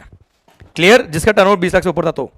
क्लियर? पक्का बच्चों? वैसे प्रैक्टिकली बात करें तो सीनियर एडवोकेट ने, किसने बेटा? सीनियर एडवोकेट ने अगर एडवोकेट या फर्म ऑफ एडवोकेट को सर्विस दी तो ऐसे केस में टैक्स लगता है। पर for the purpose of payment of tax recipient किसको मानेंगे? वो बिजनेस एंटिटी को रेसिपिएंट मानेंगे जिसका केस सीनियर एडवोकेट के पास आया था थ्रू अदर एडवोकेट या फॉर्म ऑफ एडवोकेट। तो वो बिजनेस एंटिटी जिसका केस वो रिप्रेजेंट कर रहा है, कौन? सीनियर एडवोकेट, वो बिजनेस एंटिटी लायबल होगा टैक्स पे करने के लिए। प्रैक्टिकली होता है बेटा। क्लियर? पर हाँ थियोरेटिकली बात करें तो सर अगर सीनियर एडवोकेट ने एडवोकेट को सर्विस दी बेटा, क्लियर, और उसी फॉर्म में झगड़ा था और उसका टर्नओवर 20 लाख से ऊपर था, तो ऐसे केस में टैक्स लगेगा और रिवर्स चार्ज में वो एडवोकेट टैक्स पे करेगा, रिवर्स चार्ज में रजिस्ट्रेशन कराएगा। वैसे बात करें प्रैक्टिकली ऐसा होता नहीं है, पर थियोरेटिकली यस पॉसिबल है। क्लियर? माहौल सरकार। आइए अगले पॉइंट की तरफ बढ़ते हैं। Point number 3, services by way of collecting और providing news by an independent journalist, press, याद है spiderman sir, independent journalist, press trust of India और United News of India. Sir आइए, अरे लाइब्रेरी कभी गए क्या बेटा? हाँ है ना, पढ़ाई करने के लिए। अब मत जाना, कोरोना का डर है बेटा। Sir services of public library, पर वहां बैठ के पढ़ाई करने का जो फीस वो लेता है उस पर टैक्स लगता है, वो एग्जाम नहीं है। एग्जाम क्या है? Book lending charges. Services of public libraries by way of lending of books और पब्लिकेशंस और any other knowledge enhancing content और मटेरियल, तो उसके चार्ज पे जीएसटी नहीं लगेगा। देने क्या? Sir business exhibition organizer, sir services by an organizer to any person in respect of a business exhibition which is held outside India. अगर business exhibition out of India held हुआ है तो business exhibition organiser ने business exhibitor से जो पैसा लिया है, अरे स्टॉल बुकिंग चार्जेस, उस चार्ज पे जीएसटी नहीं लगेगा अगर business exhibition is held outside India तो। सरकार देन आइए क्या? एओपीबीवाई, अरे क्लब एसोसिएशन वगैरह, अगर इन्होंने जो मेंबरशिप फी लिया है, किससे लिया बेटा?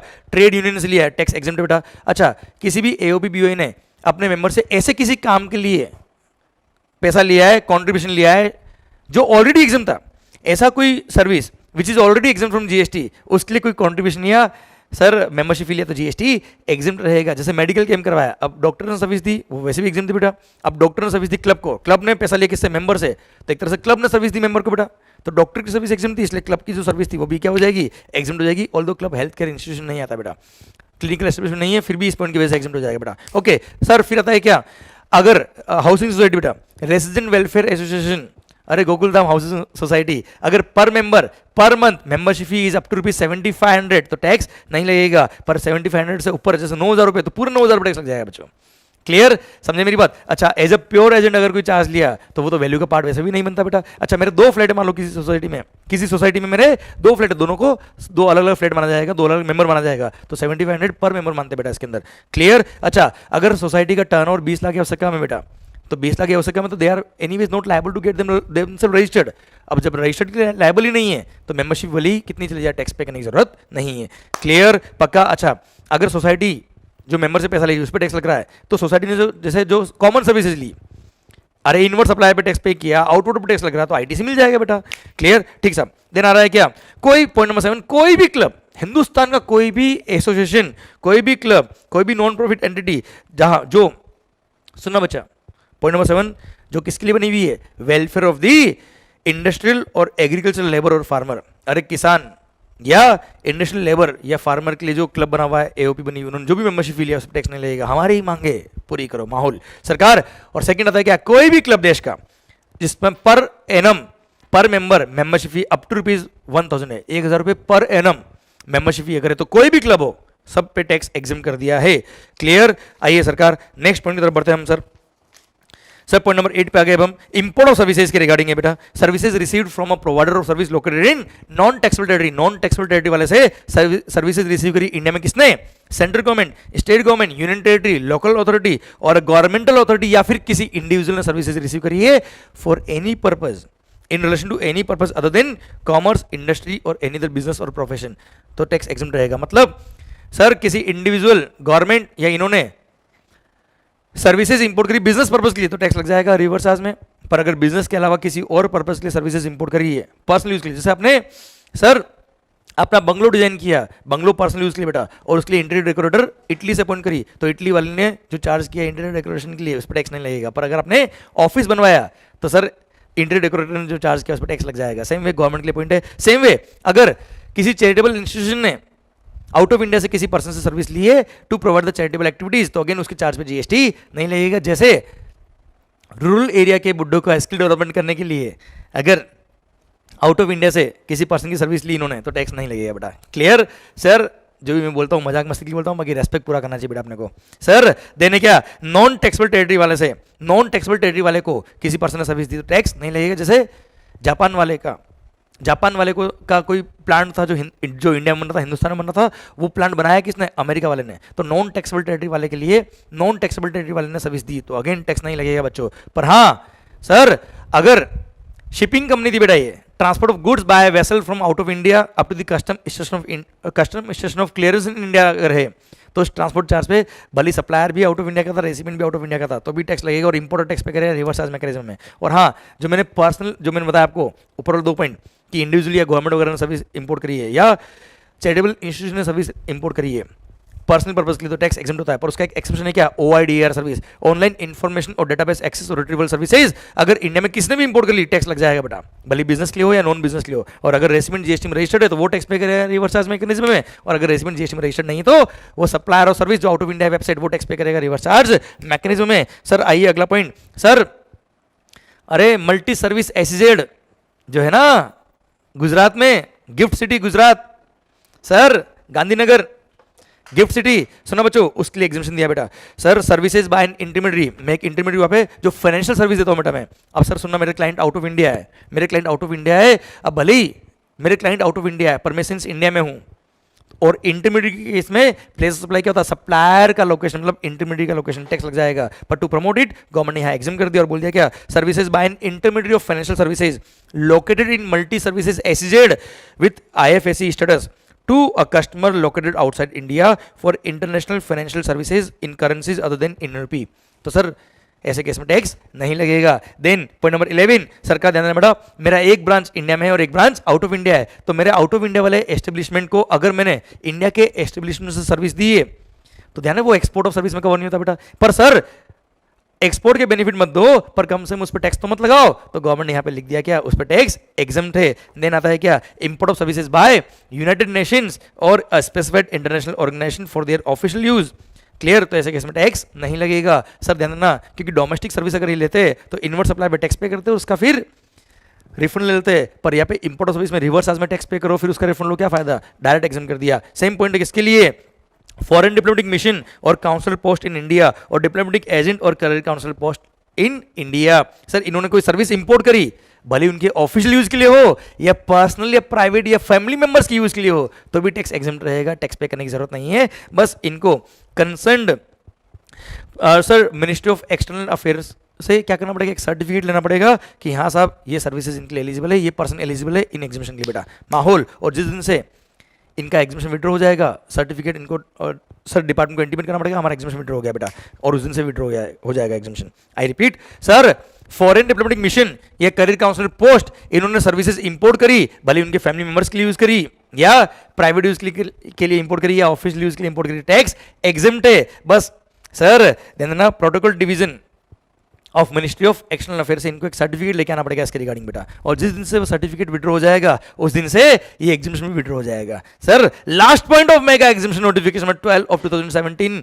क्लियर, या नोटिफिकेशन 9 ऑफ 2017 जो हमने पढ़ लिया है। सर लास्ट पॉइंट है क्या? अगर कोई एजेंट है गुड्स का, इंटरमीडिएट गुड्स का, जहां पे सप्लायर भी आउट ऑफ इंडिया है, रेसिपिएंट भी आउट ऑफ इंडिया है, सर जापान से गुड्स खरीदा, डायरेक्ट अमेरिका बेच दिया और वो बिकवाने वाला एजेंट कहाँ का था, हिंदुस्तान का था, तो वो एजेंट को क्या मिला होगा, कमीशन मिला होगा, उस कमीशन पे टैक्स लग रहा था, क्योंकि सर प्लेस ऑफ सप्लाई के अकॉर्डिंग सप्लायर का location he place of supply होता है इंटरमीडिएट के केस में बेटा, हाँ है ना, इसलिए उसको प्रमोट करने के लिए गवर्नमेंट ने यहाँ एग्जाम कर दिया, बोल दिया पॉइंट नंबर 14 में क्या, services provided by an intermediary when location of both supplier and recipient of goods is outside its taxable territory, तो टैक्स नहीं लगेगा बच्चों, आउटसाइड द टैक्सेबल टेरिटरी बेटा। However to avail this exemption following condition has to be following document shall be maintain for a minimum duration of 5 year, 5 साल तक document रखने पड़ेंगे, क्या क्या बेटा, copy of bill of lading बेटा, copy of executed contract between seller and buyer, then copy of commission debit note raised by intermediary service provider बेटा, जो उसने कमीशन का डेबिट नोट रेज किया होगा,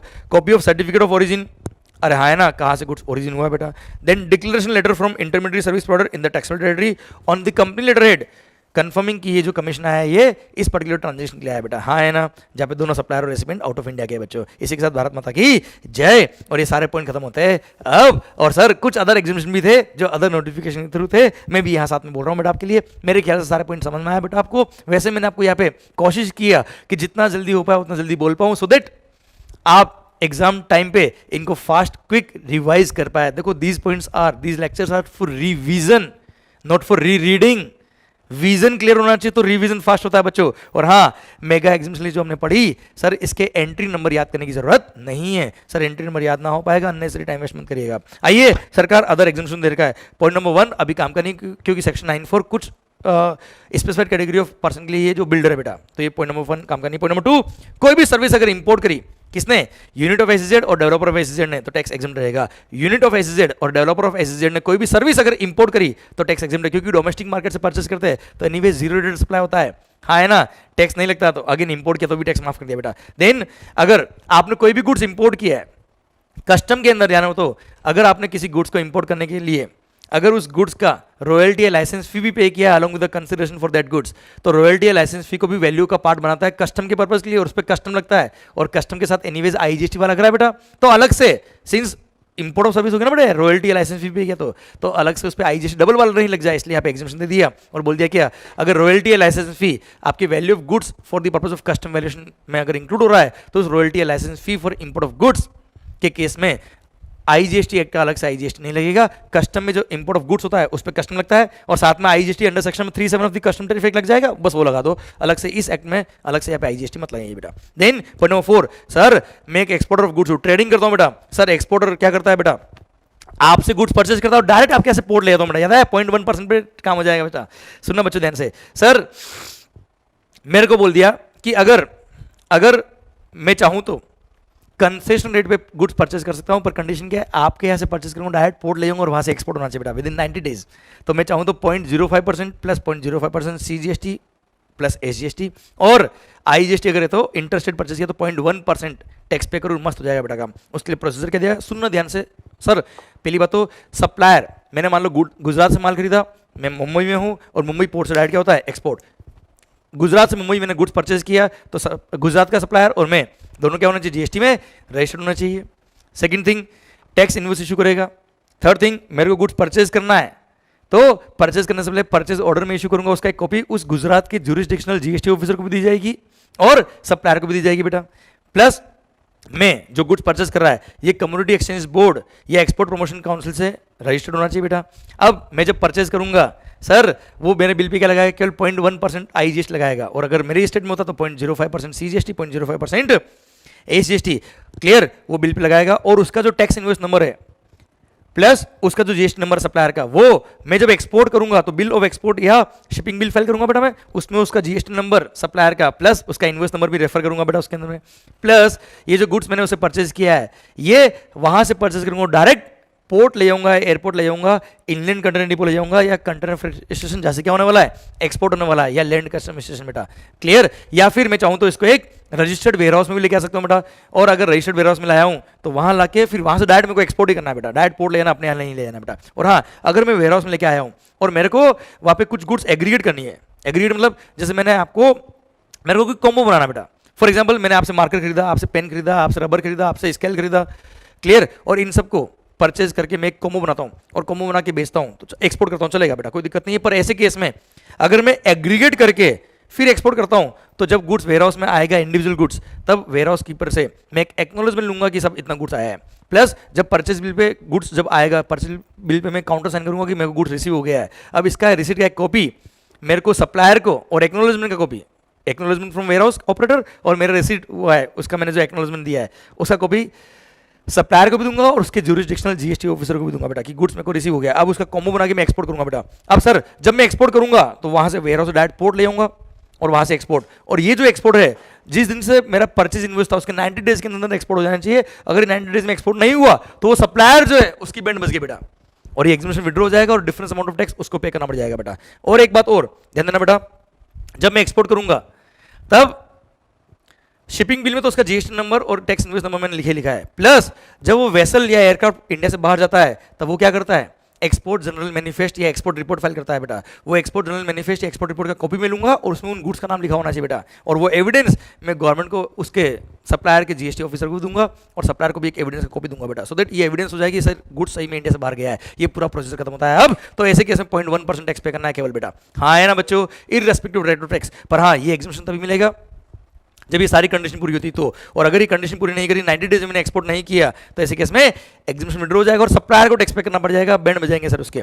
क्लियर माहौल सरकार। आइए पॉइंट नंबर 5 अदर एग्जीबिशन का, exemption to central government share of profit petroleum from GST. Sir ध्यान रखना, अगर मेरे को ऑयल पेट्रोलियम एक्सट्रैक्ट करना है सर, तो मेरे को क्या करना पड़ेगा, गवर्नमेंट से लाइसेंस लेना पड़ेगा, और गवर्नमेंट से right to use natural resource अगर मैं लूंगा तो गवर्नमेंट मेरे से क्या लेगा, रॉयल्टी चार्ज करेगा, और रॉयल्टी जो चार्ज करता है उस पर जीएसटी लगता है। पर जितना royalty in the form of share in the profit petroleum दे रहा हूं, मतलब जितना पेट्रोलियम मैंने एक्सट्रैक्ट किया उसमें से कुछ पेट्रोलियम का परसेंटेज एज पर टर्म्स ऑफ कॉन्ट्रैक्ट मेरे को गवर्नमेंट को देना पड़ता है in the form of royalty.